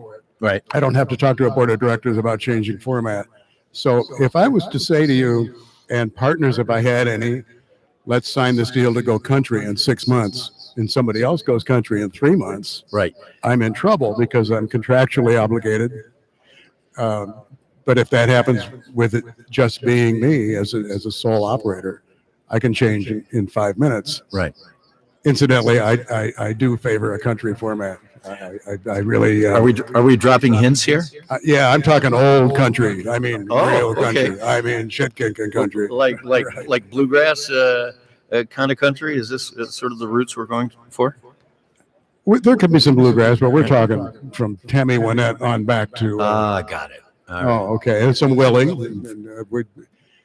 Glenn Campbell at the time was considered modern country, but I think it would still fit the old original country groove. And if a new group is doing old country, I don't think it would offend the listener in any way. But Right. problem is it skews 50 plus. You know how hard it is to sell that, Yeah, sure. especially if the agency guys are 25 years old. Yeah. When I got in radio, my boss said, if you see anybody in the street over 30 years old, shoot them. There you go. Yeah. So now what's interesting though is you're in essence, I'm maybe not using the right terms, but a sole proprietor. I mean, you've got a radio station, and you're not part of one of the huge conglomerates now. Oh, yeah. That the two The only other guy that's doing this is Saul Levine. Yeah, who right. has, some stations in LA. Yeah. And it's he's an amazing individual. He's able to move quite well too, because he's got the background in it. He's an attorney, the experience, and he's 93 years old. Wow. And it's like talking to a 35-year-old if you sit down with him. Wow. Just, how about and that? I hope when I'm half his age, I'm twice. Well, wait a minute, I guess I already am. Yeah. Put my wig back on here. Yeah. Well, that's awesome. It's a pleasure to talk to you. And It's a lot of fun. Thanks for stopping by. And please don't leave without getting a little primer on how IPDTL works. And I'm getting set up. Okay, good. And I was going to say, if you have any aspirations of starting a talk radio station over there, we've got this. You know anybody that talks? And we've got this excellent software, the Hybrip system that will work great for you guys. But Well, this will definitely part of the mix. yeah, thank you, sir. Thanks. All right. It's a great you. treat to see you. Okay. Good to see you. Thanks, Don Elliott. All Yeah, right, there we bye-bye. go. We have folks applauding, and rightly so. Yeah, what a great time we've been having here at the NAB booth for Inequality. We're talking about IPDTL and all kinds of ways of connecting. Our new thing, SIP.audio, is really fascinating. I have been talking for a while here, so I'm going to look out at my compadres and wonder if maybe one of them might want to slide into the booth here and take a shift or two. But I hope you folks have been enjoying what you see on our YouTube stream. If you've got any questions, you can give us a holler, shoot us an email. And you can connect with us too. Like I said, I was giving out our phone number earlier to hook up with the screener at the Hybrip station that we have here in the booth. I will show you that. That is right there. If you look at your camera, look at your screen over on the far right hand side, we've got a laptop set up there with Hybrip in the screening window of Hybrip on, and can take calls in there. And that number is 323-35. No. I've already got it wrong. 323-336-6556. That's 323-336-6556. If you'd want to call and just talk to somebody there. If not, you can actually hook up with us via IPDTL. We'd love to talk to you there if you've got questions or would like to talk to us. The way you can do that is just open up your Chrome browser on your computer, a laptop or desktop, never mind us, and open up the Chrome browser, go to this URL. It's ipdtl.com/NAB. That's all it is, ipdtl.com/NAB. And you will come up with a screen, and you will see in the upper right-hand corner a place where you can plug in your name and click enter, and whatever name you type in there will show up in our list of destinations here. As you can see our screen, it's really just a wonderfully simple setup that we've got there. This is our list of destinations, and when you type that in, your name, you will pop up here. And when I see you, I just click on you, and instantly you and I are connected, and we're talking just as if we are in the same studio together. It's fantastic interface, fantastic system, a fantastic way of working. Certainly for those of us who are voice actors, I can now, finally, when I was able to cut that ISDN cord 3 years ago, it really did. We used to joke about it and say these were really truly the golden handcuffs. This ISDN box tied us to our studio, and if we were busy to any degree, we would really be tied to our studio. And it could be tough sometimes because you felt like you couldn't go anywhere. You couldn't go on a vacation. You couldn't go out of town for even just a couple of days, it seemed, without feeling like you were gonna miss something. And of course, in a business that's as competitive as ours is, and there are people just lined up behind you who want to do what you do, you get a little nervous taking some time off because you think, well, if they replace you with somebody while you're gone, and then end up liking that person just slightly better than you, there's always that chance that maybe you'll come back to no job. So that's always going on in the back of your mind, and you don't want to chance it, so you don't go anywhere. That's the way it used to be. Now, not so much, because I was able to get rid of my ISDN 3 years ago. I can listen. You talk portable. Not only can I take my portable rig with me, which consists of my MacBook Pro, And then I have my Sennheiser 416 mic, which I'm using here today, as we're using it here in the KSIP booth. And then the interface that I use to turn my 416 into a USB mic, essentially, if you will, is I use the Shure X2U. It's just a very simple little device. It's about that long and about that big around. It plugs right into the back of my 416, and then a USB cable comes out the other end of that and plugs right into the side of my MacBook Pro. My earbuds plug right into the side of the Shure X2U, and it's got all the dials and controls that I need to be able to get the volume I need. It's got the mic gain dial on it. It has the mix dial on it so that I can hear the mix between my mic live in my headphones and what I'm hearing coming back from the production studio where I'm connected with, and I'm doing a promo and I'm hearing the tracks that I need to announce to. And then it's also got 48-volt phantom power built in, a button built in that you can power your mic right off your computer. It's simple, it's elegant, it works, it sounds great, and it's super easy to travel with. My little travel rig is, it's a little pouch, and then I've got just a little tabletop tripod mic stand that I just plug my 416 onto, and between that and my laptop, I'm good to go. I can do it wirelessly over Wi-Fi if necessary. Prefer to hook up with an EF. I've been talking a while. To hook up with an Ethernet cable to the router, and then that's it. That's my portable rig. I'm good to go. But what I was going to say is that now with SIP.audio, I can go even a step further. We talk about portability, but now I can ditch the computer altogether. I've got an app called Lucy Live, and Lucy Live, that's LUCI Live. Just Google it, go to their website, and you'll see how amazing this is. What I'm talking about is an app that is on my phone, looks like this, and it's basically I use, and I can okay, let me start over here. I can connect by defining a station up here. It would be like a preset that we might have in IPDTL. And I can connect with any SIP-enabled device. I can connect right into somebody's IPDTL account. And I just define them as a station on here. I click the antenna button. When that is active, then I click the mic button, and when that goes red, it means we are live and I'm connected two-way. And I can do this not only over Wi-Fi, but I can do it over the cellular network as well. So over the cell system, over 4G LTE, and eventually 5G when that comes around. I'm truly wireless. I am untethered, if you will. And in my case, I use the MixerFace R4 interface, which is a terrific interface from Centrance. And I plug my Sennheiser 416 into that. And then out of that comes a cable, a micro USB to Lightning connector, goes in the bottom of my iPhone.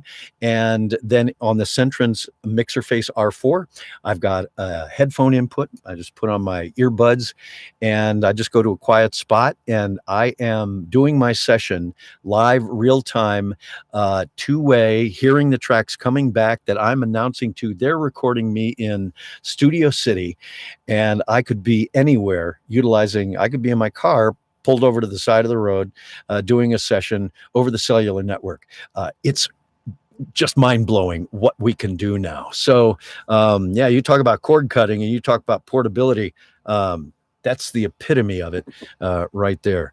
So guys, I think we got maybe somebody else coming up to man the booth here. I've certainly warmed the chair enough for, it looks like Mr. Timothy Calloway. Am I right, Tim? You coming in?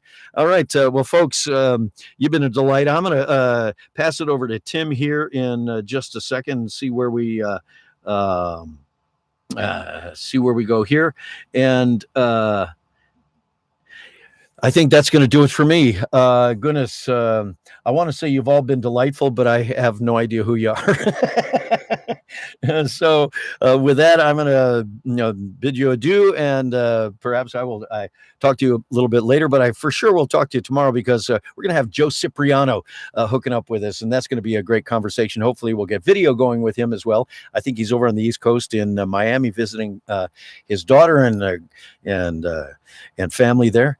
So with that, have a great one. Tim Calloway coming up next.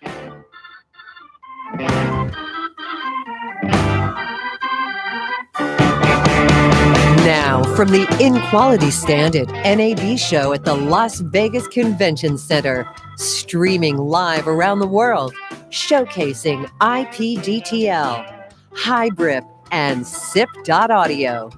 This is KSIP. And here's your host, Timothy Calloway.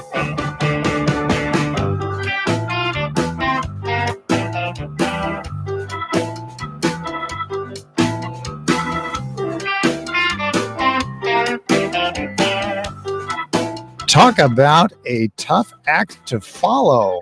Oh my goodness, was that great or what?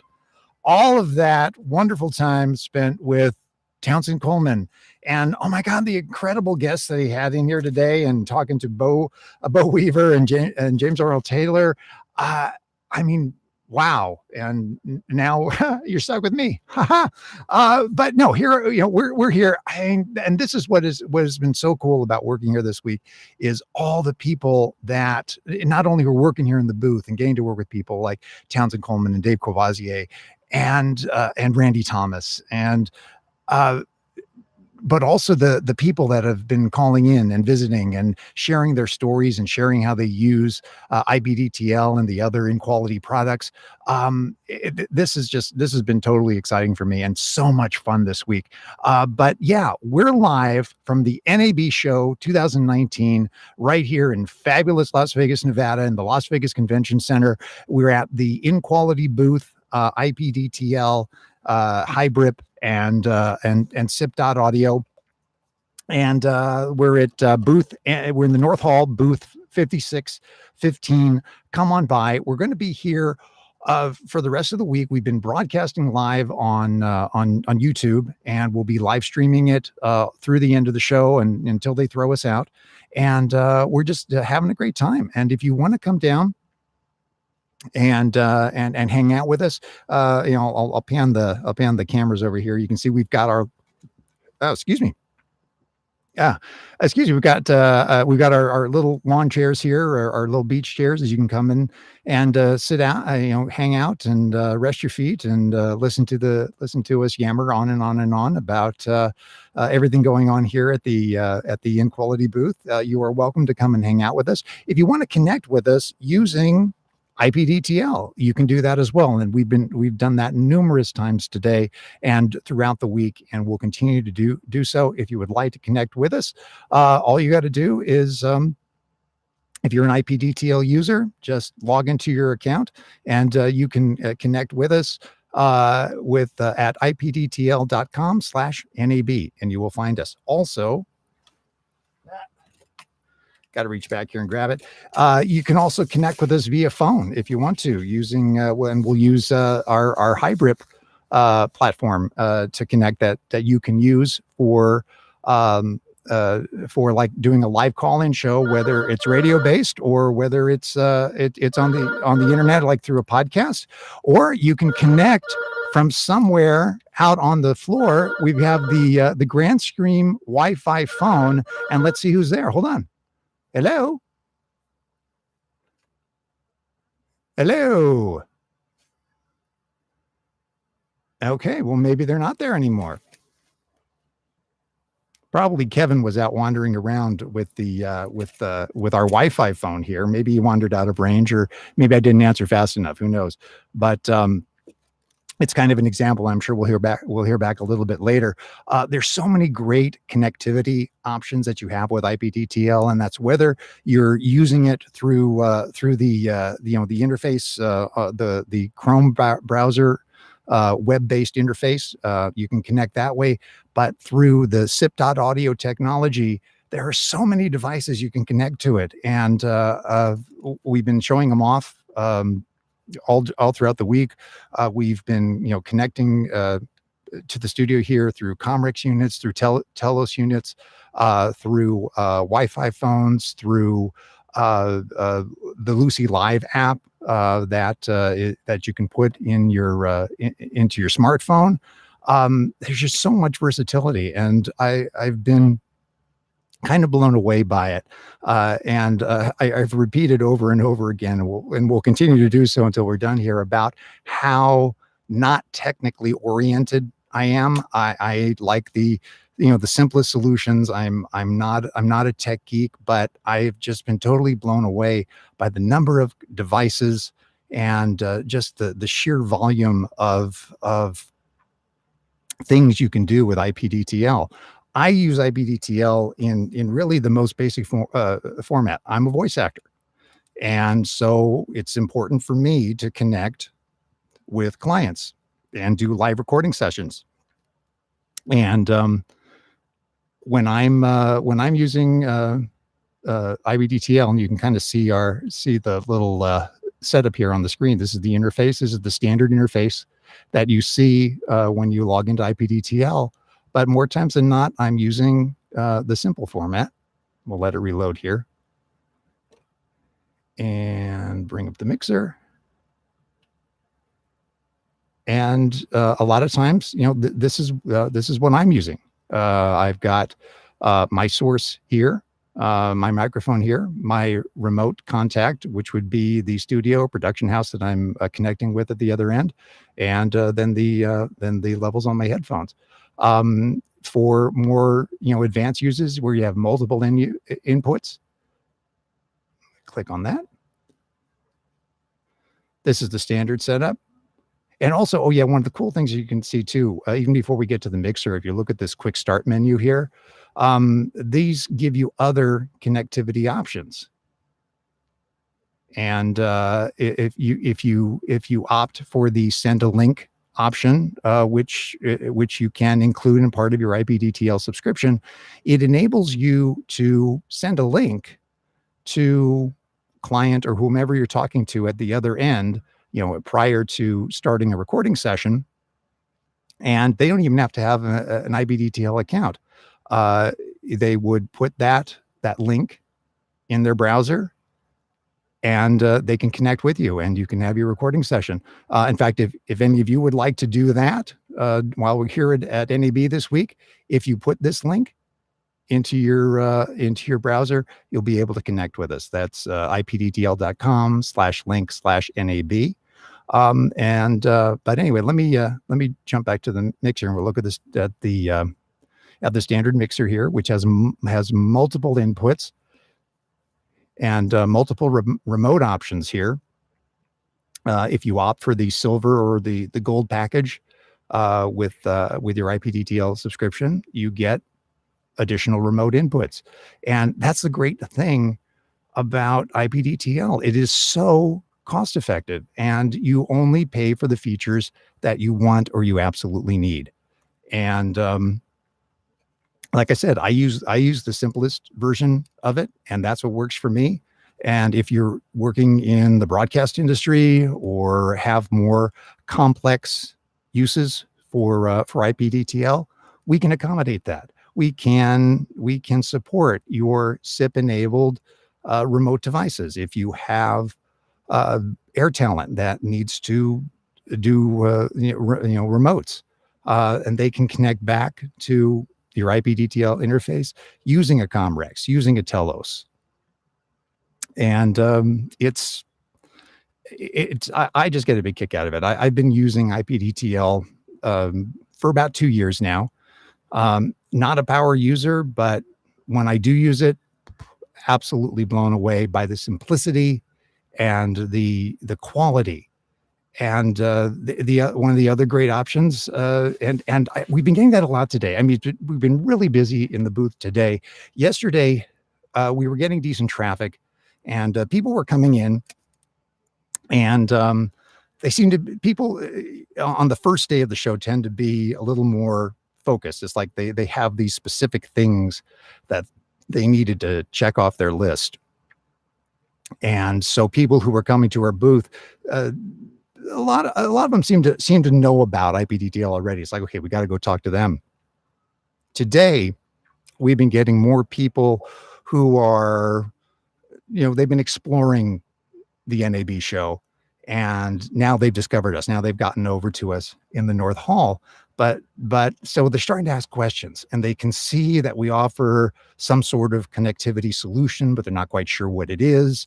And I have talked, I think I've talked to at least 10 people today who said we currently use ISDN technology, and we kind of want to get away from it. It's kind of a dying way of connecting, but usually there's somebody at the top of the company who has been used to using ISDN for years and years and years and years and isn't ready to change. And my first question is, well, what about the cost effectiveness of it? If you take a look at IPDTL and what we offer with our a la carte options, you pay for the services that you need, and we have that capability to connect to ISDN through IPDTL with the person at the other end of the ISDN connection. All they see, they don't know you're connecting to IPDTL. All they see are the two numbers that you would normally get with an ISDN connection. But I've been getting a lot of questions from people saying, how do we break the cycle of having to rely on ISDN, having to pay the cost of doing ISDN? And right here, the answer is IPDTL. It's easy to use. It's cost effective. And here we go. There we go. Our Wi-Fi phone is back. And let me see who's here. Hello. Hello. Yes, is this Tim Kellaway by any chance? Yes, this sounds like a very loud Dave Courvoisier. Let me bring IPDTL booth here at NAB. I have been told I am. And I just thought I'd call and say hi because I knew you were in there alone, and I could use a little company. I know, I'm so lonely. that sounded way too desperate, didn't it? No, it just sounded lonely. Yes. What is going on? Have you gotten any calls? Yes, you. Well then, lucky you. Yes, yeah, it is. I'm getting better at this. I was able to ramble on for a little while without totally stumbling over myself. The longer I spend here at the InQuality booth, the more I'm learning about IPDTL, and it's been an education. So I can actually talk about what we're doing here without totally embarrassing myself, and that I consider that just a incredible progress from yesterday. Plus, I've kind of figured out. Tell me how you do that. I just keep talking. What has really helped me in learning more about the InQuality product, specifically IPDTL, is listening to the questions of the people that are coming to our booth and listening to the issues and concerns that they need and the solutions that they're looking for. And I may not in my head already have the answer. We have plenty of very knowledgeable and talented people here in the booth that can answer it, and it's just listening to what they're doing. And we have the spectrum of questions. I mean, some broadcast engineers, some radio people, some systems analysts, some network administrators. We've had quite a few different job descriptions show up here at the door and say, "Hey, I heard about IPDTL. Show me how it works." Yeah. We've had plenty of people that haven't heard of IPDTL, and it's like, okay, what do you guys do? And we, what do you do? What do you do? And we tell them, it's like they look at it. It's like, okay, I see this person sitting in a Studio Bricks booth doing a live recording. I see some of these devices on a desk that says SIP.audio. I think the most common question I've gotten is like, "Are you a hardware company?" And it's like, well, no, but we have connectivity solutions for whatever hardware you have. And as a matter of fact, let's talk about how you and I are talking right now. You're on a SIP.audio enabled device. Tell me about that. Yeah, it's a Wi-Fi phone, and it uses the OPS codec, which our developer, co-founder of this company would tell us is necessary to be able to use with IPDTL. It's got to have the Opus codec, which is not necessarily brand new technology. It was developed by the folks who owned Skype at the time, and has been kind of refined over the years, and now has become the #1 audio codec for for folks who want to use do audio over the internet. Mm-hmm. So and you're connecting to us. And this particular Wi-Fi phone uses that codec. Yes, and you're connecting to us using the Wi-Fi connection that we have. Where are you right now? Just to maybe give right everyone behind you. You can. Oh, I kind of lost you right there. You sure you're right behind? Oh, you're breaking up a little bit there, Dave. Hello. Oh, we may have lost Dave for a second. Let's see if he comes back. See if he walks back into range. I think he stepped out a little bit. I can kind of hear. Oh, is he there?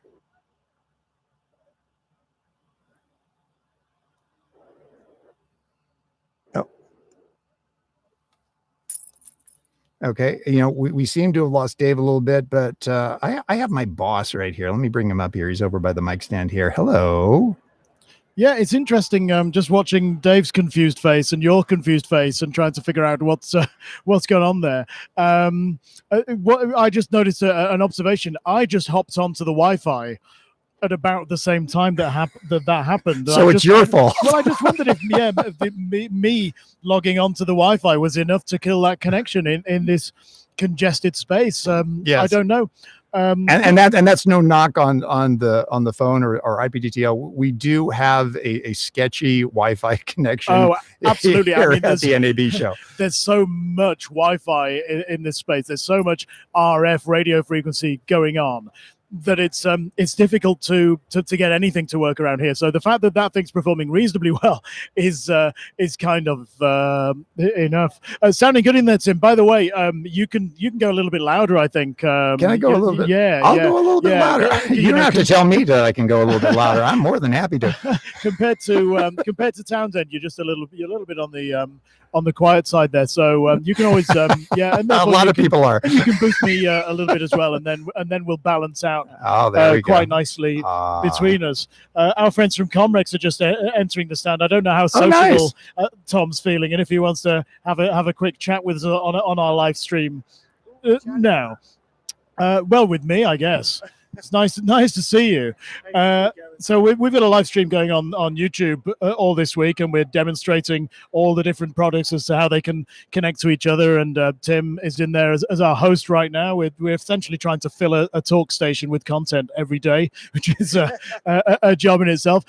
This is Tom Hartnett, who is what are we calling you? Managing director, founding director of Comrex? I am the technical director. Oh, this is how it works. I've got to put the microphone up to your mouth. Otherwise, you're the what are you for Comrex? What's your job title?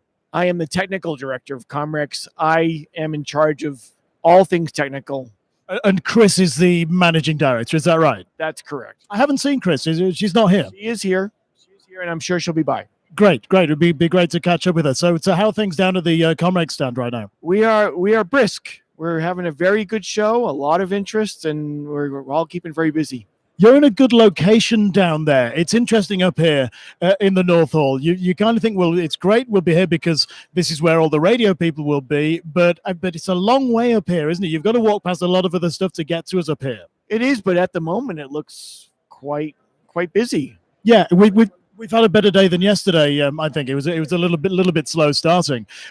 So we've got this great thing going on now. When was it you added SIP to you? When was it you first looked at SIP and NA SIP and added EBU Tech 3326 to your devices, Tom? I wouldn't even know what year it was, but it was back when the standard was being developed, because the EBU was enlisting manufacturers to get involved in the meetings and input there. So we were involved in those meetings, and probably a year after the standard was actually finalized, we introduced the capability.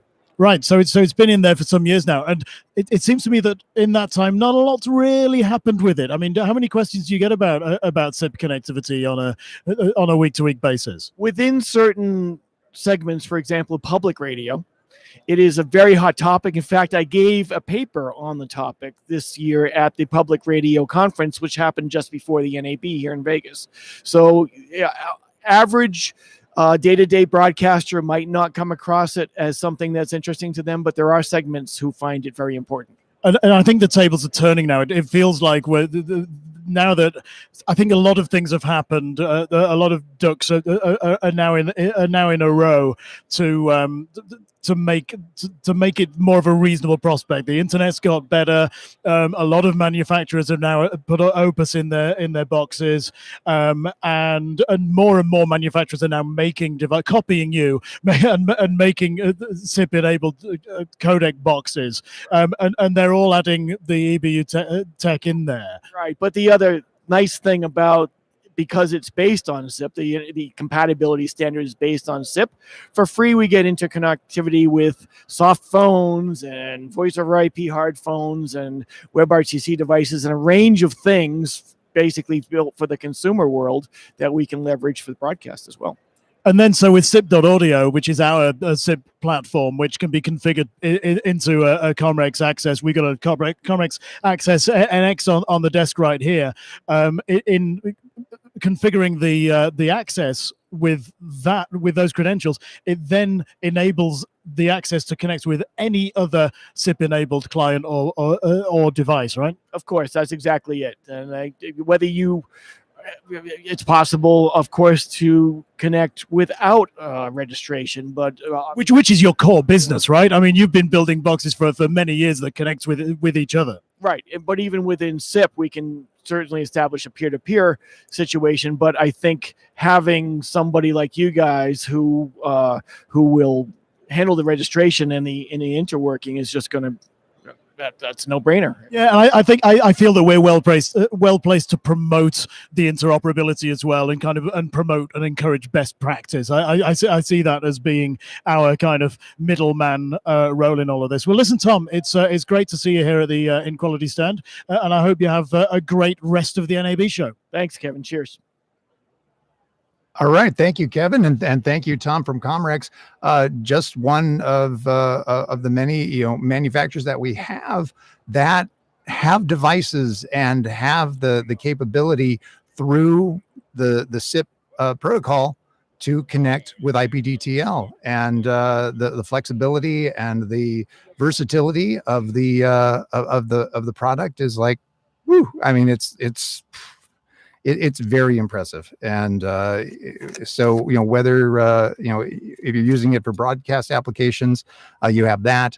If you're, there's just countless ways to use it. A little reminder, we are broadcasting, streaming live. We're doing this on YouTube, and we're going to be doing it all week during show hours here at NAB. We are at booth N5615, North Hall, the Las Vegas Convention Center, NAB Show 2019, and you can connect with us. And and if you want to come down and talk to us, just like Tom did from Comrex, you're more than welcome to bring your questions, comments. If you're a happy IPDTL user, tell us about your experience. Tell us how it works with your in your particular situation, how you're using it to make your job a little bit easier. But yeah, come on down to booth N5615. Also, if you want to connect with us on the socials, you can contact us on Twitter at InQuality Media, and please on Facebook. This is a super cool group. You want to join the IPDTL users group, which is a great forum to discuss all things IPDTL. And if you have any questions or comments, please, you can share them with us there on Facebook. Great community of users of the product that are more than willing to help. Plus, Kevin is he's on there all the time. We're not sure when he sleeps. Because it seems if a question pops up on there, Kevin is on it right away to answer your questions. But if you want to join our IPDTL users group, just go to Facebook and search IPDTL users. And of course, like our Facebook page at facebook.com/InQuality, and follow us on Instagram do it at IPDTL or at SIP.audio. And we've been really busy on social media. I've had a lot of fun posting stuff this week. I know Dave Courvoisier has been posting a lot of stuff. Kevin's been posting a lot of stuff. So you can really get a feel for the energy and the fun that we're having here today. And if you want to connect to us through IPDTL, you're more than welcome to do that. You can use the send a link feature. I was talking about that a little bit earlier. If you just want to connect to us from wherever you are with your computer and microphone, just go to ipdtl.com/NAB, enter your name. You'll be connected with us. Also, you can call in if you want to call us. We have a number set up. It is 323-336-6556. And then there's also what I affectionately call the Kevin way of saying that number, which is 32-333-66-556. So let me take a look and see what's going on there. We've got some people out at the SIP.audio. Let me move the camera around here so you can see. Well, not move the camera. I'm going to switch cameras here. We have a little activity going on over there. I don't know. Roger, do any of those people there want to talk or ask some questions? Yes. Yeah. We have Bob Glavin, who's a very well-known, successful voice actor. He's saying yes, these people want to talk to me. So we'll see. Okay. He's going. Yeah, he's doing the whole false modesty thing. It's like yes, no. He's hugely successful. He's practically a legend. Oh, here we go. And something. I need to bring them up here. So hold on one second. Let me bring that up out there. Do you want to call in, or do you want me to call out there? What did you want to connect? Okay. Oh, there we go. Okay, cool. And this is coming from the Vortex Call Me T unit. And hello there. Who am I talking to? Okay. Hello there. Can you hear me?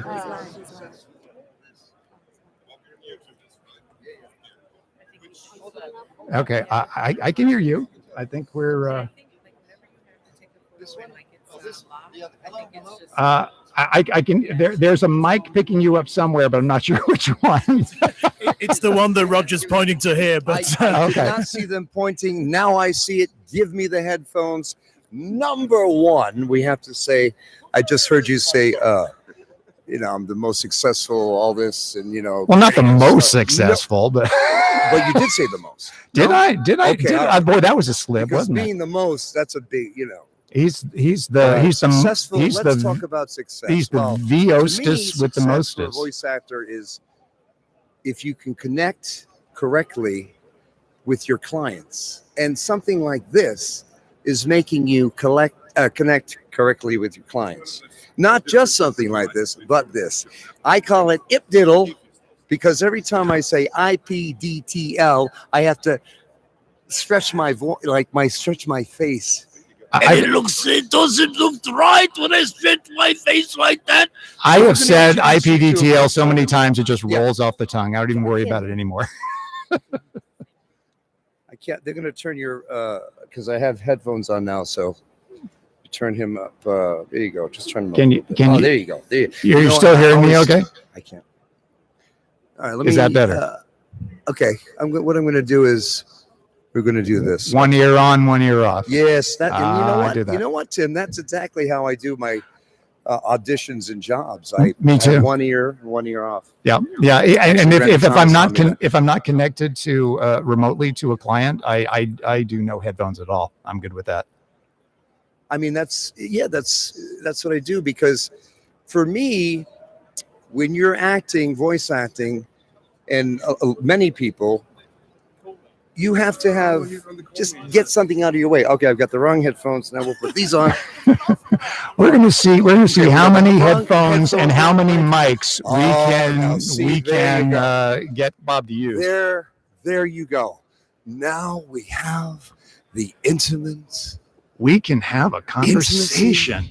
Conversation. Hey, now. That I've been looking for. Very good. Your voice is melodic.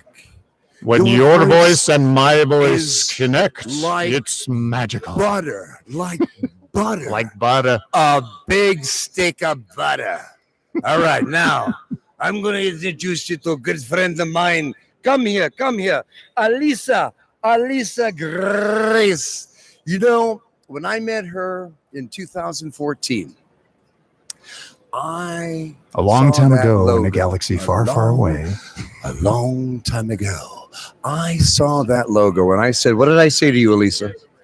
What did I say? No idea. Get up to the mic. We were lost, so Touch I the have no mic. idea. Touch the microphone. Touch Love the the mic. microphone. Well, not Love like that, the Alisa. I mean, mic. honey, you know what I mean? No, I'm just, get a little closer. There you go. Atta girl. Just remember, we are live streaming on YouTube. That's all. And I love it. I love it. Now listen to me. Get closer. Don't be shy. She's got a It's wonderful not me you have to voice. worry about. It's Bob. I can't hear her. I believe that. Good.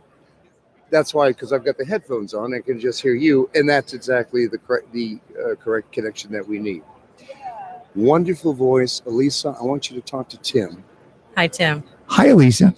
Am I saying it right, Alicia? We're going to put the headphones on. for Alisa. you. I'm sorry. Her logo is one of the best logos I've ever seen. She still uses it today, and it says, "Love my voice," and that's exactly what we're going to do right now. All right. Hi, Tim. Hi. How's it? How you doing? I'm doing great. I've had such a fantabulous time. Oh, good. Good show for you. A lot of seeing and doing a lot of stuff.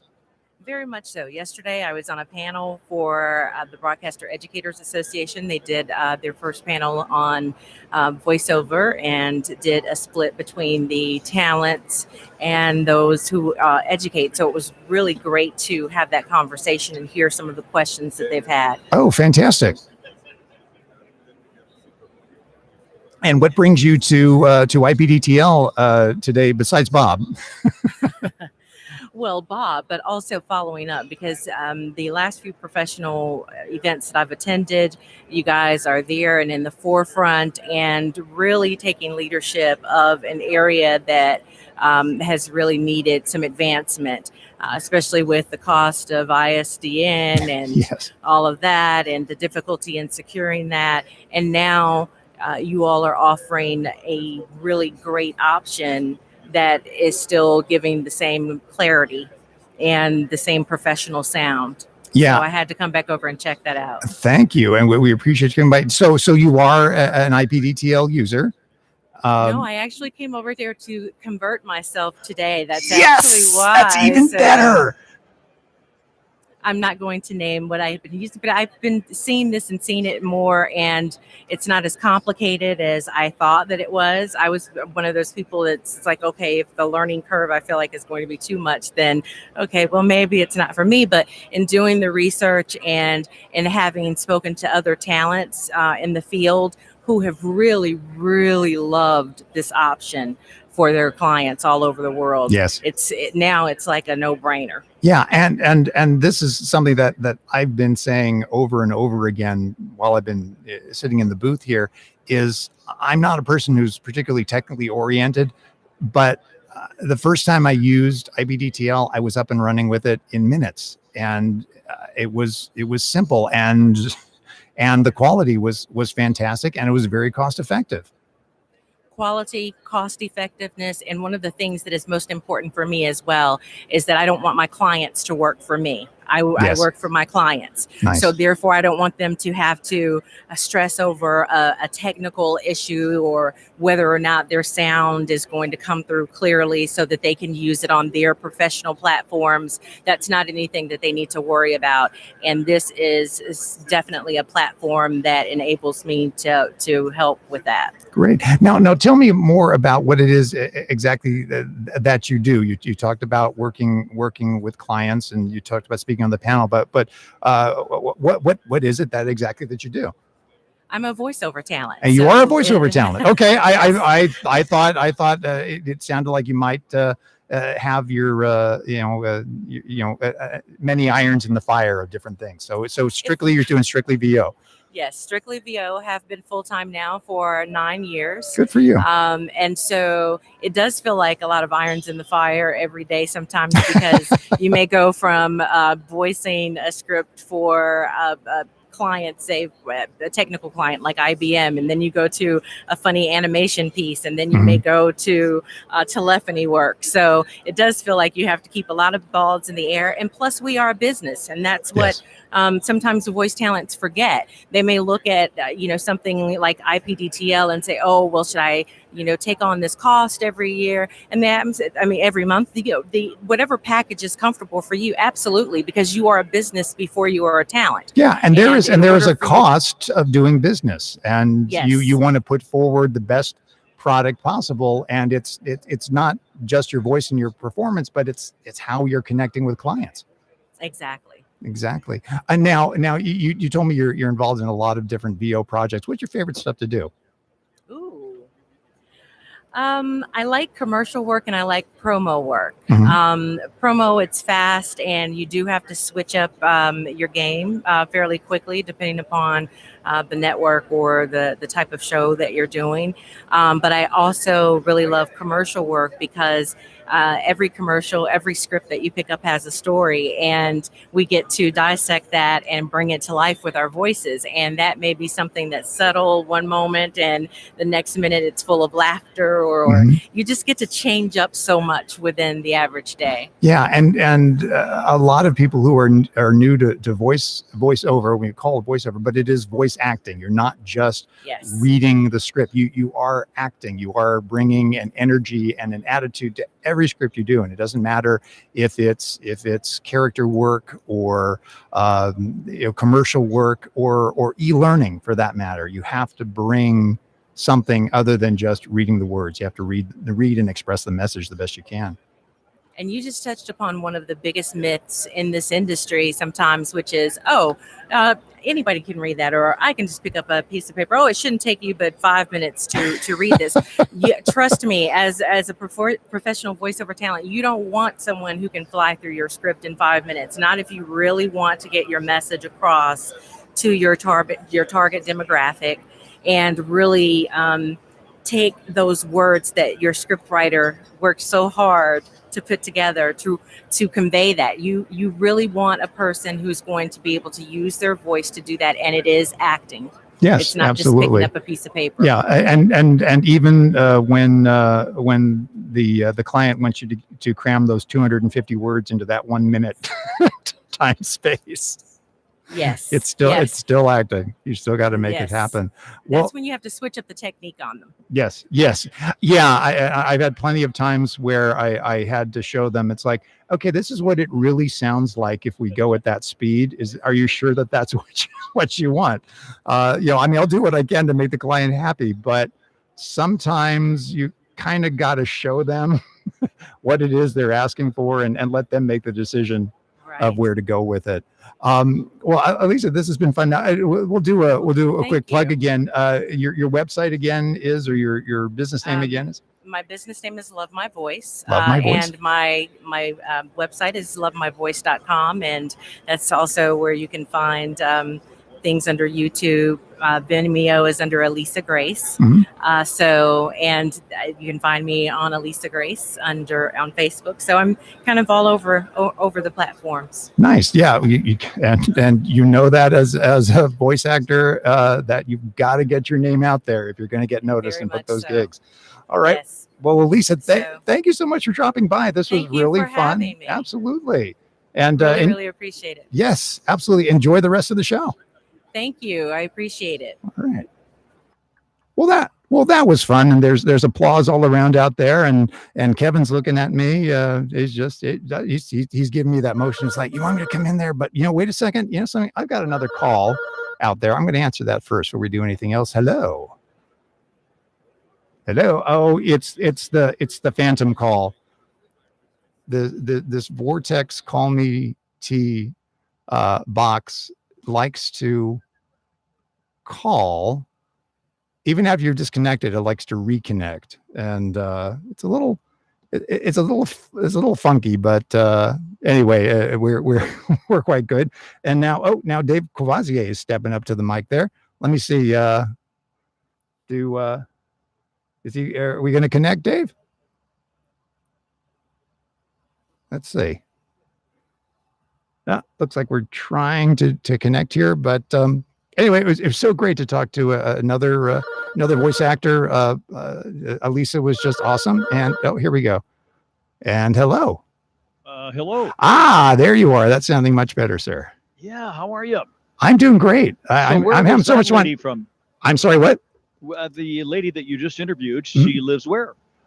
You know something? I did not get that from her. But she's a voice actor. She's a voice actor, and does she use IPDTL? She is about to use IPDTL. Of course she is. She has another option that she's using, and I'm guessing it doesn't quite meet her needs right now. So she's been really impressed with what she's seen from us here at NAB and elsewhere, and is looking to make the change. So we have another convert. This is Good awesome. For you. Yeah. Yeah, well, I didn't do anything. Yeah, but no, you get a commission on this stuff, right? Yeah. Well, I'm going to talk to Kevin about that. So, how are things out there? Great. We lost you a little bit on the Wi-Fi I'm not quite phone sure earlier. why. I don't think it was any fault of IPDTL. I think it was just a matter of interference here in the show hall. Which, Yeah. as you know, is full of radio waves and interference and electronics. It's amazing that we even get a signal through at all. Who let all these people in here with all their electronic devices? Well, that was on purpose. That was by design. Absolutely. That happened. Actually, I was talking to Kevin right after you and I disconnected, and Kevin had to do something on his phone to use the Wi-Fi, and that's right around the time that you dropped off. So basically, it was his fault. Well, I'm not going to poke any fingers at the boss here. Yeah, no, yeah, he can take it. Yeah. But how's your experience been with the show today? You've talked to a lot of people. What are you hearing today? I just love being in the milieu, and I love that word milieu. I love being in the milieu of all these people who are kind of my peeps. I spent 30 years in broadcasting, so I kind of understand when I see the stare. I see that blank stare that broadcasters have. Radio people, especially. With those cold, dead eyes. And we're in the radio section. So, but no, we've had some really great customers stop by today, or prospective customers, those who are broadcast engineers. Some people are system administrators, for networks. They have questions, and we have the answers here at the IPDTL booth. Absolutely, and it covers such a wide range of people looking to, they're looking for an alternative to older technology, to just kind of testing the waters and seeing what's available out there, what's new, what's exciting, what is out there that can help me do my job better.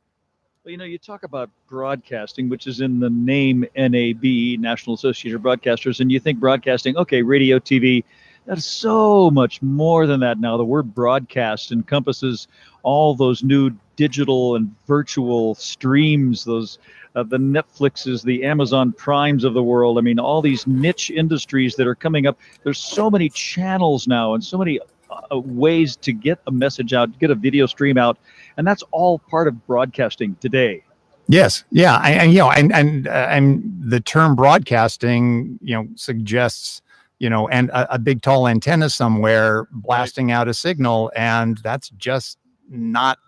We are so far removed from that anymore. Yeah, the broad in broadcasting is getting more and more narrow, but it can still be considered as a very broad audience if you want to tap into it. If you are aware of where that stream is and you are a customer, then you are part of the broadcast. Yes, absolutely. But again, it's getting more and more narrow as more and more streams and digital channels start showing up. Oh yeah, absolutely. And Elisa, who we just spoke to earlier, just dropped her card off with me, and let's see. I was going to say, yeah, she's. I still haven't asked her where she's from, but yeah, I love myvoice.com, and she was wonderful to talk to. It only matters, as far as long as she's got an IPDTL connection in her booth, and that's where she's from. I know, yeah, and you can be from anywhere. And I've got the camera focused on you right now, because now we're gonna have to do an adjustment here in the studio. The adhesive on the little camera here, this little Velcro thing, keeps slipping. So as I look into the monitor with my face on it. I keep watching it kind of slip down as the camera loses its grip. So Right. we're gonna have to be fixing that later. Right. So so anyway, so what are you connected to? What are you on right now? So I'm on this Zip One Telos box, which is an internet box, but as Kevin has pointed out before, it's handy and it's certainly useful, but it's not the Opus codec. Okay. And that's, I think, the magic elixir that goes behind most of these connections is the Opus codec, which is a high quality audio stream on the internet. It's an older technology. It was developed many years ago by the folks who owned Skype. And it's combined with some other technologies, has become now the go-to standard for top audio quality on the internet, the Opus codec. Go figure. Go figure. Yeah, and I mean they built IPDTL on the Opus codec, and you can see how good the quality is. Kevin would tell you even more so. It's the G722 codec on Opus. Yes, he would. Yeah, you and I can talk. We can say things like Opus codec, and every now and then we'll remember what SIP stands for. Yeah. But Kevin will just rattle off all the numbers behind all this. Yes, absolutely. Let's see. Who else is? I can't hear you very well on this. Are you losing me there? Okay. No, it's just that the feedback to my headphones is not that great, and I'm going to go ahead, I think, and sign off of this, and maybe come back on another device. Okay, there you go. Right. Why don't you do that, and I'll vamp until you find a new device. All right. Dave Courvoisier, who, as you mentioned, a longtime news anchor here in Las Vegas, like 30 years. If you've lived in Las Vegas for any period of time, if you visited Las Vegas and watched the local news, there's a good chance that you saw Dave, and he's doing it today as a full-time voice actor, and doing pretty good at it. But this is, and he's just one of the many talents that we have here at the IPDTL booth, at the InQuality booth, who use the who use the InQuality products, who use IPDTL. And when you see successful professionals, whether they work in radio, whether they're working in voice acting, when they come by here and whether they're working the booth or they're just visiting us, I mean, it's such a testament when you see some really big names from some really big companies and really successful voice actors.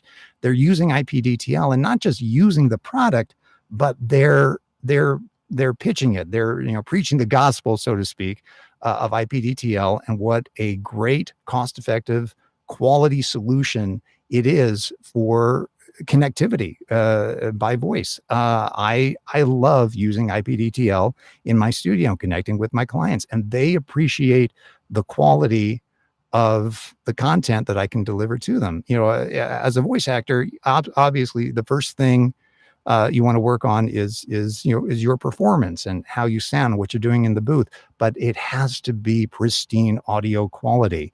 That makes the difference in many ways between the contenders and pretenders in voice acting. I mean, you can be the best, you can give the best performance in the world, but if you have crappy sounding audio, that's just not going to cut it. There's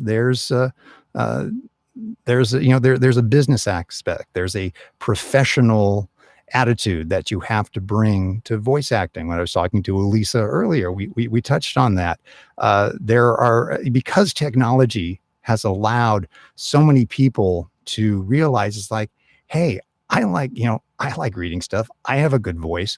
I should do voice acting because I can, I've got this quiet space at home. I got a decent mic, and Bob Clavin keeps making weird faces at me. Anyway, it's like he's not trying to distract me at all.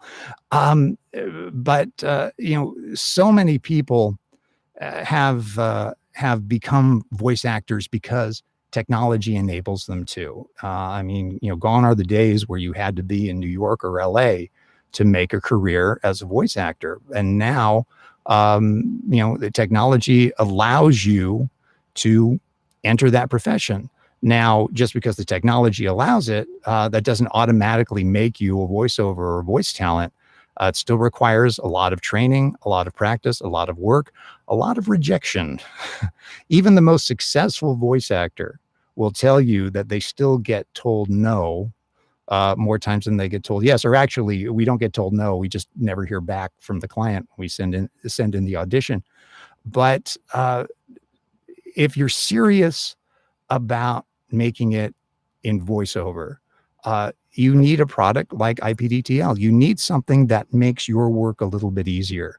And I've said it numerous times while we've been here that you don't need, as far as I'm concerned, not being a big techie kind of person, is that you don't have to know how to build the car to drive it. All I need to know when I use IPDTL is that I can connect to my client from my studio at home and send them not only my performance, but just stellar quality audio over the internet. That's for a voice actor on a limited budget. It is well worth the money and is very cost effective. And whether you do voice work or whether you have more advanced applications that you can use IPDTL for, the way the pricing structure is set up, you get the elements and the items that you can use. You take what you need and you don't pay for what you don't need. It's a great a la carte way of doing it. I use I have a bronze membership, which allows me one connection, one remote connection, which is all I really need. I just need to be able to connect to a client in a studio, somewhere, wherever they meet. And I have clients around the world. It's so cool to do voice work and to have those clients in Singapore and Germany and wherever, and to be able to connect with them. And IPDTL is that simple solution there. And on the screen right now, if you're watching our live stream, you can see the standard setup that we have with the multiple inputs here. But when I'm using IPDTL, I do the simple setup. And we'll let this recharge right here, and you can see it right there. And that's what works for me. And I can connect with my client and do my performance, and everyone's happy as a clam. But you know what? Kevin Leach has given me the look here. It's like, hey, I want to come in there, and he wants to. I think what he wants to do. The thing I noticed about Kevin is like he likes to be the first guy on the air when we open each day, and he likes to be the last one too. He likes to finish what he started, basically, which is actually pretty commendable when you think about it. But something, I'm going to get out of here. I'm going to let Kevin come in here and talk to you some more. He is exceptionally educated with all the in-quality products because it's his company. Who knew? So let me make way for Kevin here, and we'll catch you later. And come on out to NAB at the in-quality booth. We are booth number.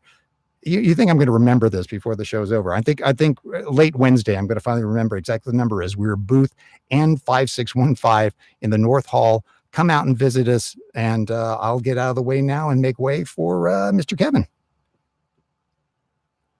Sure, I will. And here we go.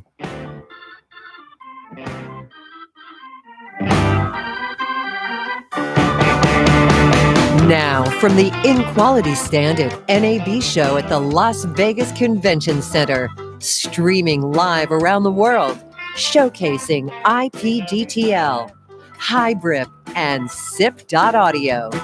This is KSIP.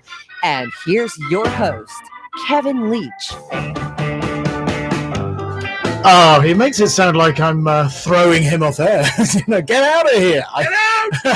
I worry when I know what it's like when you've been. I kind of thought I might leave the door open for a little while because it is so hot and sweaty in here now. That's not a reflection on you, Tim. It's just we've all been in here all day. So thanks to wow. There you go. Timothy Calloway, Vegas voice actor, amongst many other things. Book him now. He's a good turn. And wow, Tim's learned a lot in the last 24 hours about our products. He's fluent. I love it. So it's, what is it? 5:15 here on the West Coast, USA. It's 8:15 on the East Coast, USA. Back home in Blighty, what'll it be? 1:15 a.m. I bet Stuart Clarkson's still watching. Thanks for being there. This is our pop-up station, KSIP, at the Las Vegas Convention Center. I should warn you, it's beer time, so anything could happen now. Whew. It's been a good day today here on the Inequality Stand. We've had some great conversations and a lot of people coming through the stand. If you missed some of the interviews that we've had on today, we had Bo Weaver talking to Townsend Coleman, James Arnold Taylor. These are voice actors, fellow voice actors who know Townsend very well. Talking to Townsend, I spoke to Rosie and Brian Amador over on the East Coast in Massachusetts, near Boston. I'm just going to shut the door a little bit. And who else? Gary Boast in the UK, Gary Dell in the UK, all the Garys in the UK, essentially. Stuart Clarkson in the UK, Tim Keenan from Creative Media Recording. So many people we've been speaking to today on KSIP, and there's more to come tomorrow. But if you missed some of that, I mean, the Bo Weaver chat, I can't wait to go back and watch this live stream when it's no longer live between Townsend Coleman and Bo Weaver. If you don't know who the guy is, he's been around and he knows stuff. So go back on the stream and watch that. It'll be there forever, and we're going to cut some of this stuff up as well. We've got the cameras recording ISOs, and we've got a device down here capturing the audio, so we're going to cut everything up into little YouTube features. It's going to be a lot of fun to watch, and there's just kind of so much knowledge and experience around it. It's quite humbling. We're here for another 42 minutes today. You see that? See the way that mathematics works, just like boom. And if you're watching on our YouTube stream, I'd love to talk to you. There's a few things you can do. You can call in on our hybrid number, which, I mean, we should be honest about this. If no one's anywhere near our hybrid screening desk when you call in, it might ring, it might not. Well, it'll ring, but if it's logged in, whether anyone actually sees it and answers it is another question. But right now, Dave Cavassier is there, so there's no. If you do call in, there's kind of. Oh, if you just logged it in, Thomas, that'll help. Yeah, actually log it in. So I'll give you out the phone number because you can call into us on our talk show system hybrid on this number 32 333 66 556. That is 323 336 6556. If you're outside the USA or North America, add +1 before the number. We would love to have a chat with you today. Meanwhile, I think let's have a chat to Dave on the hybrid stand there. He hasn't got his headset on, so we'll do that in a bit. I think he's ringing himself. He's going to have a conversation. Going to have a conversation with himself. So that's one way you can get in touch with us and have a chat. And another way you can get into. Oh, let's see who this is. So this is a phone call coming in from a phone direct to here. Interesting. Hey, you're on air on hybrid. Who's calling? Hi, is Is this Kevin Leach, the founder of IPDTL? It is. It absolutely is. Just the guy I was looking for. I'm so glad that I wasn't. I didn't have the MacBook cut up on the video switcher when you called in, because I can see your phone number, and I don't know if you want everyone to know your phone number, Dave. I guess as a voice actor, you probably do. Is it on your website? Actually, I'm calling from a collection agency in Birmingham. Oh, right. Sorry. You know what? In arrears. I'm so sorry. I got confused. You sound just like a guy I know. He used to be on the TV here in Las Vegas. He used to do the nightly news show, a channel, I don't know, channel something or other. It might be. So it really works great. I called up. I answered my own call here at the desk with Hybrid, and I forwarded the call to you, and there you go. Look at that. And even though I'm not running the hybrid version of IPDTL right now, I'm on the normal version of IPDTL. There you are. Your calls come through. You forwarded through, and it works a treat. Now, so is your cell number public? Is this a private phone number you're ringing on? Or it's my cell phone number. I got it all over the internet, and that's probably why I get so many robocalls. I put it out there because I want people to call me to give me voiceover. So that's fine. I'm just, there's kind of one, on a personal level, I wouldn't want to share your number without your permission, and two, from a data protection issue, when we're on the hybrid layout in here, it actually blurs out the phone numbers. So I've cut to it now. But I think it's always good to check those things. So that's cool. So you were the caller and the screener. You answered your own call. Talk to yourself. That? I'm wandering around here, around the booth here, and I've seen all kinds of people drinking beer. Well, we've got the beer out now. Beer o'clock. Yeah. So, I've got one in here. So, cheers. So, anyone listening outside on the stand, it's definitely time for the beer. And it's been chilling out there all day. So, do grab yourself a beer if you want one. So, you're walking around the NAB show North Hall now. What are you seeing? Give us a sit rep. This was the busiest day so far. I mean, we've only been here 2 days, but by far this day was better than yesterday. I think just a lot of people finally arrived or got their feet on the ground long enough to realize they needed to get out to the exhibit area. And so we had a lot of traffic today. I see you in intense conversations with a couple of possible clients, and that's all good. That's why we're here. Absolutely, yeah. And it's, it's sometimes from a kind of running the stand point of view, you've got to do a bit of a triage, to figure out whether the person who's coming to talk to you, I always, it's like, are they coming to tell me about them, or are they coming so that I can tell them about me? It's like, I've paid to be here. I'm here to tell you about me, not to listen to you, unless you can help me sell something. And that's, that might sound a little bit capitalistic, but from a I knew a number of people have approached our booth to sell us their services to all the exhibitors, and I understand that that's how they get business. But mostly we had just really qualified potential buyers. We had broadcast engineers, we had network administrators, people who are familiar with the lingo of Opus and audio, and wanted to know if our product might work for their situation. That's great.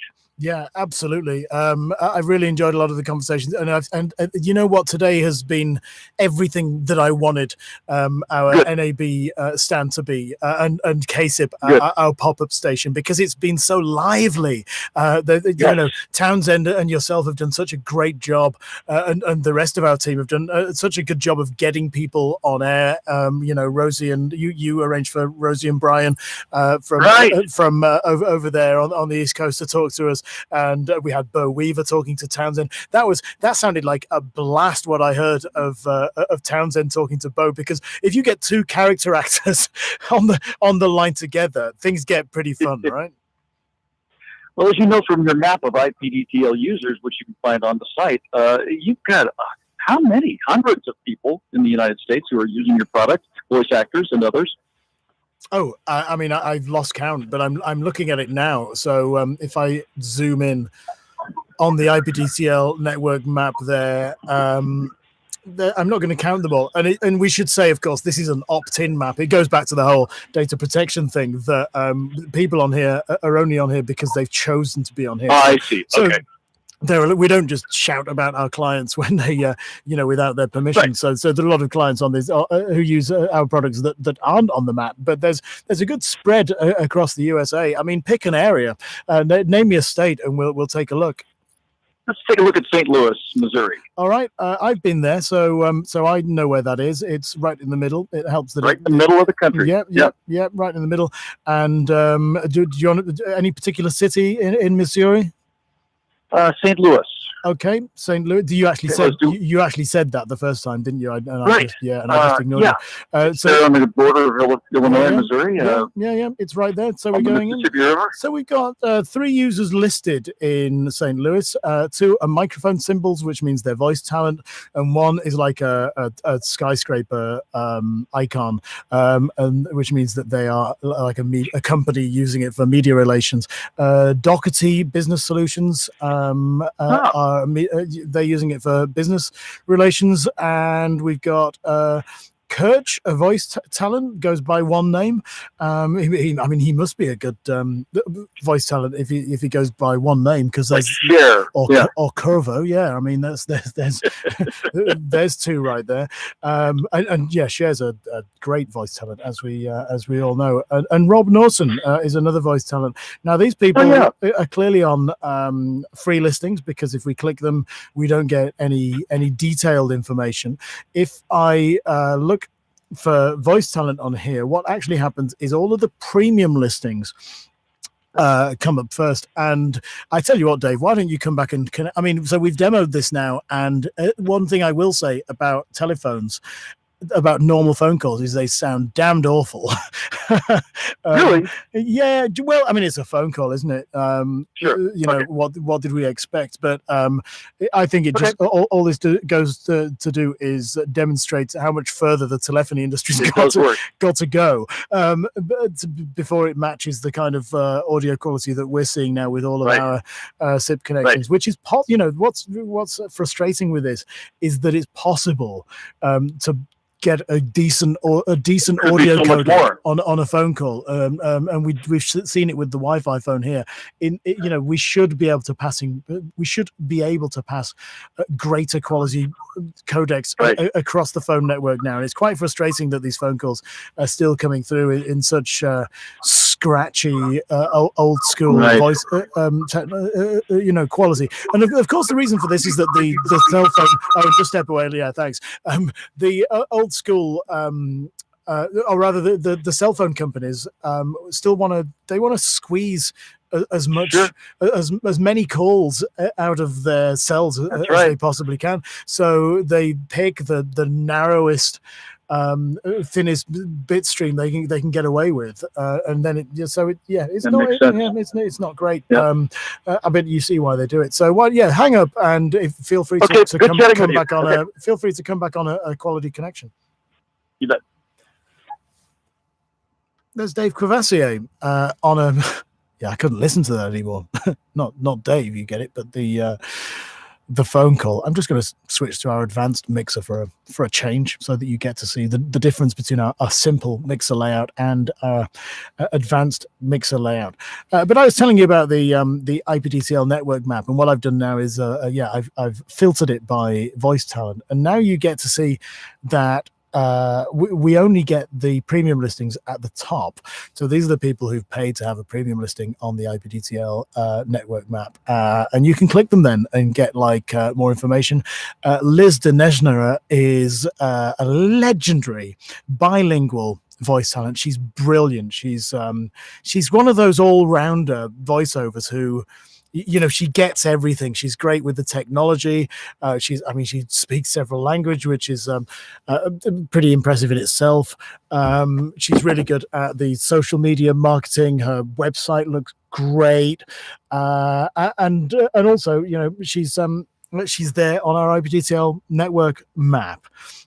There's loads of details on there about her. What she hasn't done is added any audio to her listing. You'll see if I load up Connor Quinn's listing here, who's down there in Oklahoma City. And these are the closest premium listing people to us here in Las Vegas, Nevada. So you see that Connor's got some demos here, and we can actually listen into their demos, as indeed anybody can, when they're flicking around the IPDTL network. Mahalo!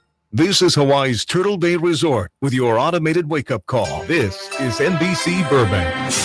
For ticket information on your favorite NBC show, press 1. For questions and concerns, press 2. Thanks for holding with NBC. All right, I'll get someone to help you right away. Hold on. Hi, thank you for calling Walgreens. Calls may be recorded for training and quality control purposes. Now you can talk to me in complete sentences. Tell me why you called today. If you're calling about Pillsbury ready-to-bake sugar cookies or refrigerated dough products, press 1. For partner brands, press 2. At Southwest, we care about our customers. If you've been on hold for longer than 3 minutes, try pressing the number 8. It won't do anything, but maybe it'll make you feel better. Good. So that's Connor's demo. What I realized there actually while I was playing that demo is that I think I'd been flicking around the website and not actually showing you the screen on the video switcher. So my apologies for that. Like I say, it is past 5 o'clock now, and we have cracked into the beers, so that may have something to do with it. But there's a little example of the flexibility of this IPDTL network map, especially if you are like a voice talent or a journalist, or a freelance journalist who actually wants to promote your services. It's a really useful way of listing yourself, telling other people that you're using IPDTL, and very soon we'll add the ability to tell them that you're using SIP.audio. So now that I've filtered it by voice talent, you'll see that it's just microphones there. If I switch it to radio stations, then you'll see that it switched it just to transmission mast. And again, I mean, these are just the ones that have actually chosen to list themselves on the map. If you're a radio station, there's not a lot of incentive to list yourself on here, of course. So, but it's kind of gives you an idea as to who's using IPDTL. If you are watching the stream at home and you'd like to talk to me in the next 30 minutes before we go off air for the day, I'd love to talk to you. And the address is ipdtl.com/NAB. The way that works is the send a link feature. IPDTL send a link feature allows you to send a link to your client, and they open it up in their web browser, and they enter their name, and then their name pops up for you. So at my end, if somebody goes to our link now, ipdtl.com/NAB, types in their name and clicks enter, their name will appear at the top of my destination list here. And this is what's happened all day. We've had all sorts of people hopping on our link, and a lot of them even enabled the send video feature, which was great. And we could cut them in and show them on the screen. We're going to do hopefully we're going to do that with Joe Cipriano, voice talent. Joe Cipriano, who's the voice of is Joe the voice of NBC? He's the voice of all sorts of things. He's a promo announcer, and he's a bit of a legend. And he's down in Miami right now visiting family, and he's gonna talk to Townsend tomorrow, and I think he's gonna show his video as well through IPDTL. So we'll show you that when we're on tomorrow. But right now, I mean, forget that for now. Just show us yourself. ipdtl.com/NAB.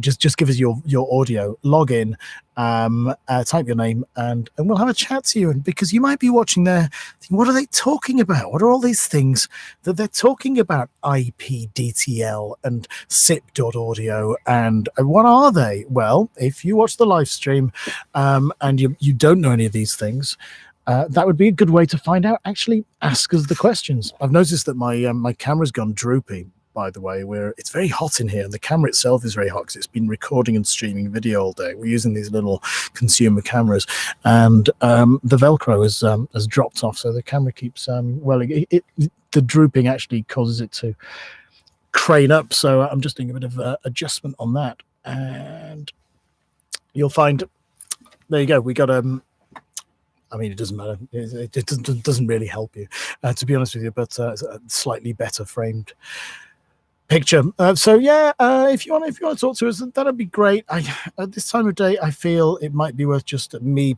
plowing through our social media channels and seeing if there's anything that I've missed with your comments, because it's that classic thing, isn't it, of saying, hey, get in touch with us on all these social media channels, and then people do, and the station just ignores them. I'm going to restart my cell phone because it doesn't seem to be doing a right lot right now. I also, on my other cell phone, I don't like having this thing, but I'm installing the Facebook app on it because I want to do a bit of Facebook Live action. Maybe it looks like it's going to be tomorrow at this rate, because it's not the most efficient thing. But what I am keen to do is kind of trawl through the social media and see if we've got any good feedback that's worth mentioning. If you want to come on tomorrow, that'd be great. You can email support@inqualitymedia.com. If it's easier, just do support@ipdtl.com. Get in touch and tell us that you'd like to be on air, and we can actually arrange a time with you. I mean, if you've got an ISDN line, you can even connect on ISDN. That might be fun, just for a change. Dial into us on ISDN. There goes. Restarted phone on the floor. So we're looking now on the IPDTL screen at the advanced layout of IPDTL. And you'll see this gives us, a lot more flexibility. We've got remote channels, A, B, C, and D. We've got 2 players, so you can actually load audio and play it out. I don't think we've got any audio. See if I actually, here we go. Yeah, we got some stuff on here. So if I load that up in my audio player and click play in it, we can hear it straight through IPDTL, and it would go to any of the remotes that I was connected to. Now, from the In-Quality Standard NAB show at the Las Vegas Convention Center, streaming live around the world, showcasing IPDTL, HiBrip, and SIP.audio. This is KSIP. There you go. So you can actually load up audio in there. You see there's 2 audio players. You can load them up and play them out of those player channels. You've also got a second input, so you can choose a second source. So it might be your internal microphone on the computer. It might be if you want to do some sort of wacky talkback thing. What some people do is, if their voice talent, for instance, is in their booth, they'll have their main audio interface on this first channel, and on this second channel they'll have a little backup microphone in their booth, outside their booth, the position that they edit. They can select that there, so that when the client connects through, they can have a chat with them through the secondary microphone, and then they can mute that, they click the mute, or turn the channel off, go into their booth, and then they can go and do their performance and whatever. So they've got the option to send from 2 microphones, one inside the booth and one outside the booth. You've got your 4 remote channels here. You've got your output devices towards the back end, and you see we've even got the opportunity to send stuff to a second output device. So we could send to one of the devices that we've got connected to this machine. So it gives a lot of flexibility. If you wanted to do we get questions saying, what if I'm recording an interview, multi-party interview, and I want isolated tracks. How do I do that? Well, here's one way. You pan one remote guest left, another remote guest right, another remote guest left, and another remote guest right. And pan yourself, I don't know, whichever side you want. You then say, I want these 2 on this audio interface, and these 2 on this audio interface. This is like an output matrix. You send 2 to one stereo pair of outputs and 2 to the other stereo pair of outputs. And then essentially you get each voice on a different track. And when you record those in, whichever way you want, whatever method of recording you're using, you've got isolated tracks that you can use to edit and manipulate as you like. So that's quite useful. And with this routing matrix, you'll see that this is how the mix minus works, is that there's like a line coming down here so that remote A isn't being sent to remote A, remote B isn't being sent to remote B, remote C isn't being sent to remote C, and remote D isn't being sent to remote D. Everything else is being sent to everything else, except for what I haven't got is, for instance, my voice being sent to the output, because I'll show you exactly what happens if I send my voice to the output. It sounds like that. That's exactly why that's not there. So we've kind of created the standard mixer layout there, but you can then play around with it and say, well, I don't want my voice to go to remote A because remote A is the client and I'm not the talent. The talent's going to appear on here, or I don't want my talkback mic to go to that particular person who's listening in. It's so flexible. You can decide who hears what and create a mix for every single person who you're connected with. You know, the possibilities are, well, not endless, they're finite, but there are a lot of possibilities there. And you simply just click the dot on and click it off. If I remove my voice, the danger is, of course, if you move your voice from a crucial destination, it can get confusing. So that's why this feature is, you know, there's a good reason that feature is called advanced. On the flip side of things, if you go to the simple layout, well, clues in the title, a lot of people don't even get as far as finding the mixer, because it lands on this quick start menu, which shows you the your sample rate, which is really useful. We haven't talked much about sample rates this week and it shows you your SIP address and your sender link address. But if you go to the mixer, you'll see it's far more basic on this layout. So what we do is we default the sender link feature to this layout, so that people who are a novice or people who are not so familiar with using IPTCL, Tim's waving outside, and you're being completely unfair to yourself, because well, as of the last 24 hours, you now seem to be an expert on this. But it's very humble of you. So if we look at the simple layout, we've kind of made things simple. It's also all happening outside now. Bob Glavin, who's a voice talent, has got a cup of tea. I think he wants to be British. I think that's what's happening. Is Bob he feels that he's too American, and he's trying his best to. He thinks, I could try this British thing. This might work for me. And so he's got you know what we would call that thing that he's going to the mic. Oh, hang on. It looks like he might be coming to the microphone. That last time this happened, it took a while to pick the right one. There's one. You listen. Oh, is that right? Okay. Hey, Bob. Hello. Glavin.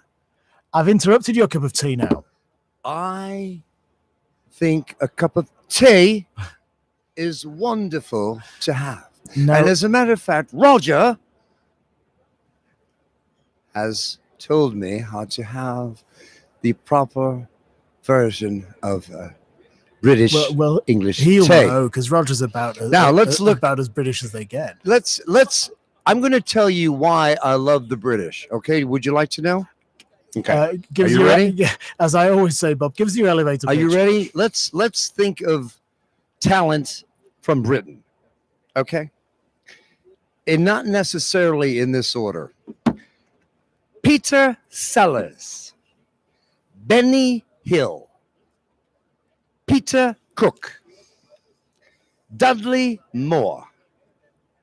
Okay, Dame Helen Mirren. Yeah, actresses, right? You can go on. Actors. Sir Alec Guinness, Anthony Hopkins. Okay, I'm just top of my head. Those are actors. How about music? Let's go music, shall we? The Beatles. Don't fall asleep. Wake up. The Beatles have a show. What? Sorry? The Beatles have a show and a hotel that I stay here in Las Vegas. Where am I? Because the Beatles. Let's think about the Beatles. British. The Beatles. The Who. The Rolling Stones. Come on. Oh, there you are. Come on, man. Oh, Bob Glavin's here. Bob. What was Dave Clark 5? Dave's right here. Dave Clark 5. I mean, Dave Clark 5 is not here, but Dave Clark is here. Bob, I mean, Bob. But let's go back to the tea. The thing. So back on the tea. So, Okay. yeah. So the thing that was in, you had a cup of tea in your hand. Cup of tea with a crumpet. And you had the other thing in your hand. Right. If you're really British. Yes. Well, British.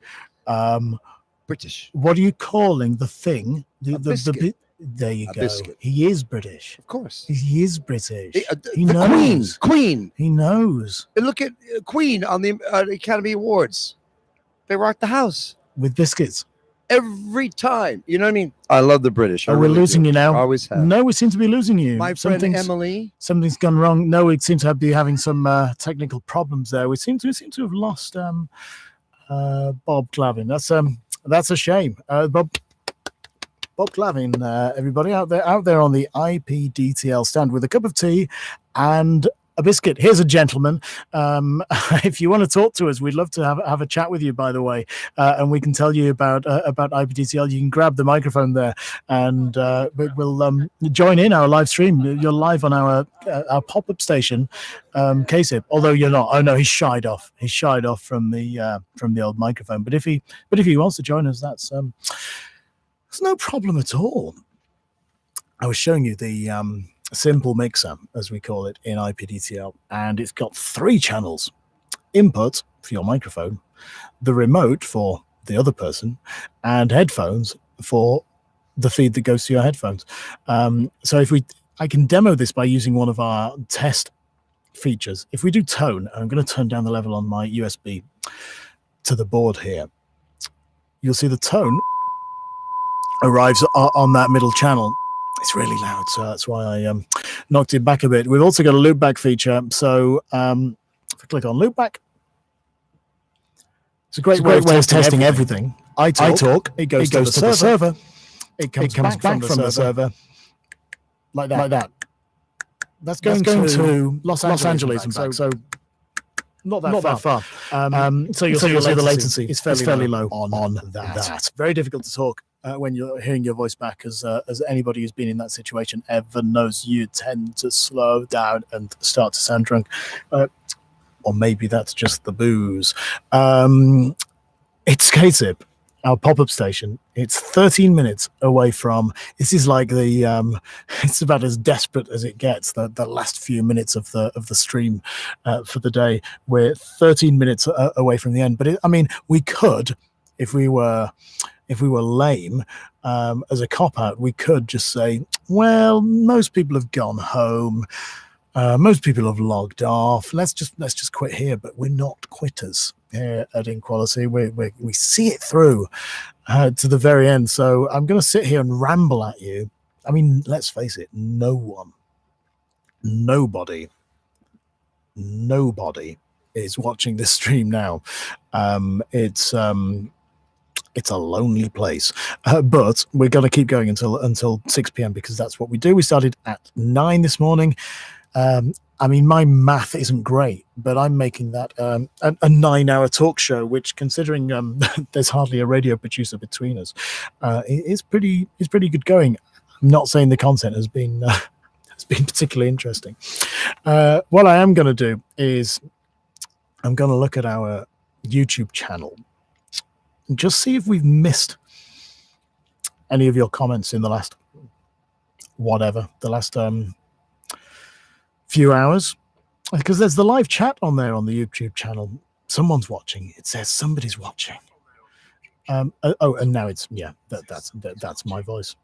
That's my voice. So if you do want to chat to us and ask any questions, then just post it on the chat there on the YouTube channel, and we'll respond. But probably tomorrow when we realise that we missed it. Oh, I didn't mention John Beach, by the way. I didn't mention John Beach earlier when I was listing all of the big names that we've had coming through our booth today.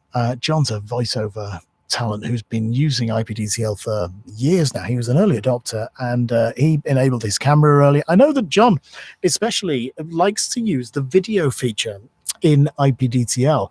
The reason he likes that is just so that he can see the eyeballs. He likes to see the person that he's working with, and so that they can see him. So he enables that video feature. He says, you know, it's an extra bit of bonus for his clients, which is interesting. So he enabled his video, and Townsend was able to receive his video in IPDTL. We've asked everybody to bring the bitrate down on their video feeds because we just don't have the bandwidth here. It's really tight, but I think we're doing really well on the bandwidth that we have.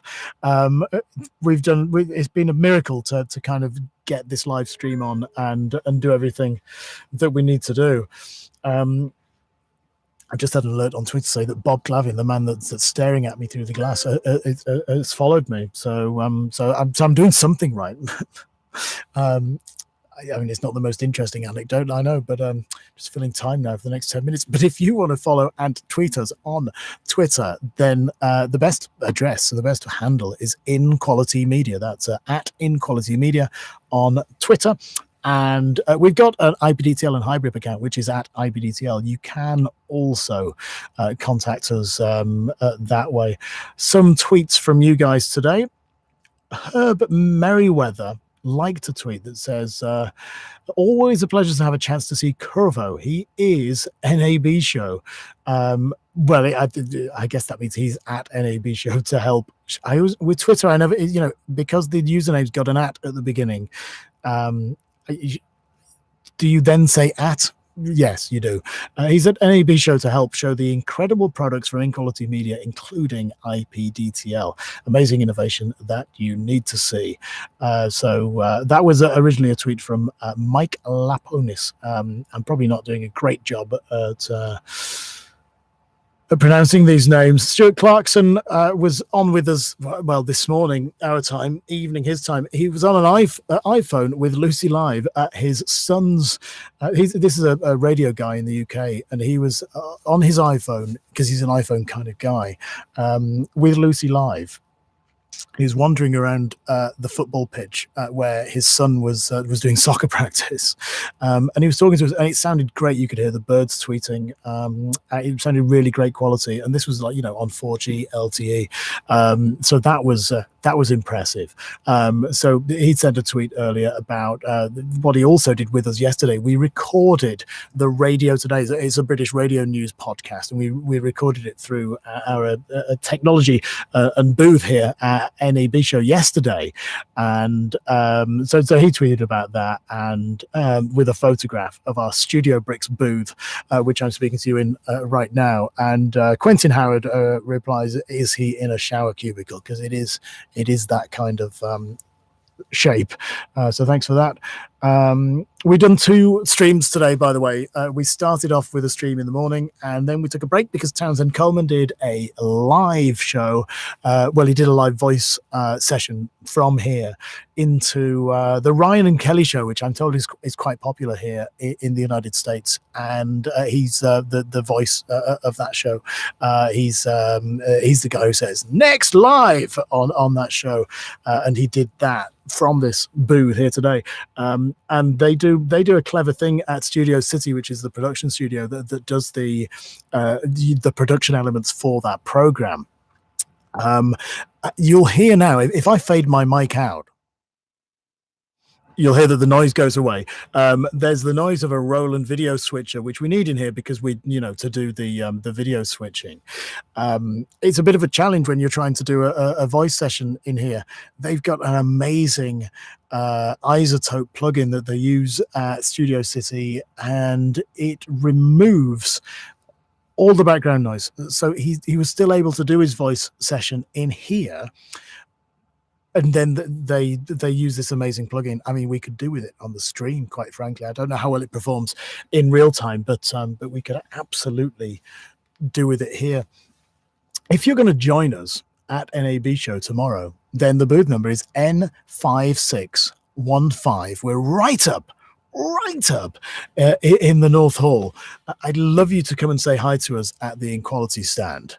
And we'll show you everything. We'll show you our products. Zip.audio, IPDTL and Hybrid. I could tell you about them now, but it's going to be easier to just show you them working.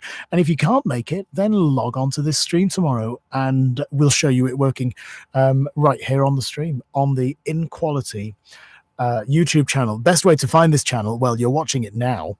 So just click the click InQuality below the video and make sure you click subscribe, and then you'll have it saved for the future. But also, if you go to ipdtl.com or hybrid.com or sip.audio, which is our latest addition to the portfolio of products, scroll down to the bottom of those pages. Well, let's do it now, shall we? Scroll down to the bottom of the pages and you'll see there's a link there to our YouTube channel.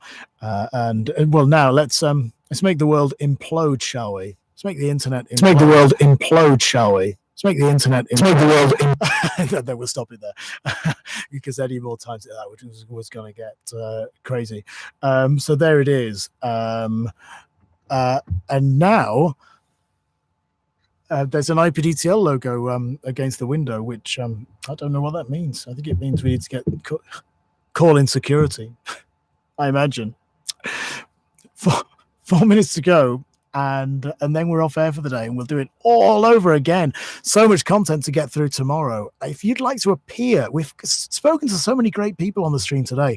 If you'd like to appear on the stream tomorrow, pre-planned is best. I mean, we can be flexible around you. But I mean, if you tell us vaguely what time you'll be available and then hop on our link, we can connect to you. Because you hop on our link, your name then just appears in our list of destinations. We can click and connect to you. ipdtl.com/NAB is the URL, the address. Go to that and we'll click your name and we'll connect with you. Now, the way that can work is, well, it depends on where you are and what time zone you're in. But we'll be on air at 9 a.m. Pacific tomorrow. That means it's 12 p.m. noon on the east coast of the USA. I've no idea what time it will be in Australia or Tokyo, but in London, it'll be 5 p.m. So that's 9 a.m. Pacific, 12 p.m. noon East Coast, and 5 p.m. UK time. That's what time we start tomorrow. Let us know after that what time will work for you. support@ipdtl.com. Drop us a note and we'll book a slot for you. We'll book a slot and then you can join us on our stream.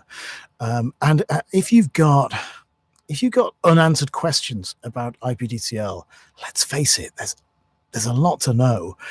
And that's before you even get started with sip.audio, which is our latest addition to our products, and Hybrid, which is our cloud-based talk show solution.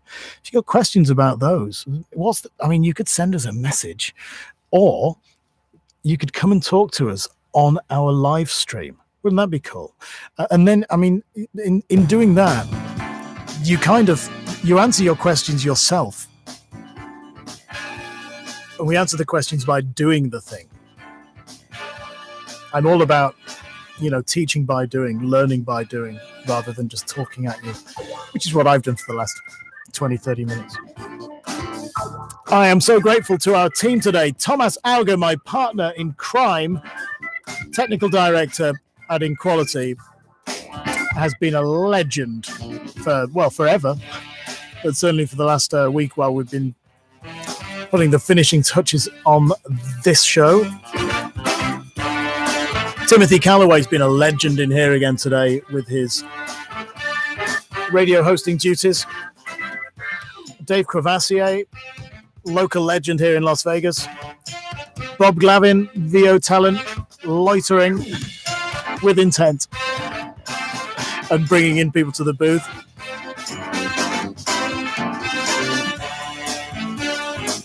Townsend Coleman is a legend. He's done such great work in here today, talking to some great names from the industry. I've been Kevin Leach, and this has been day 2 of KSIP our pop-up radio station at NAB Show at the Las Vegas Convention Center 2019. Thanks for watching, KSIP. Bye-bye.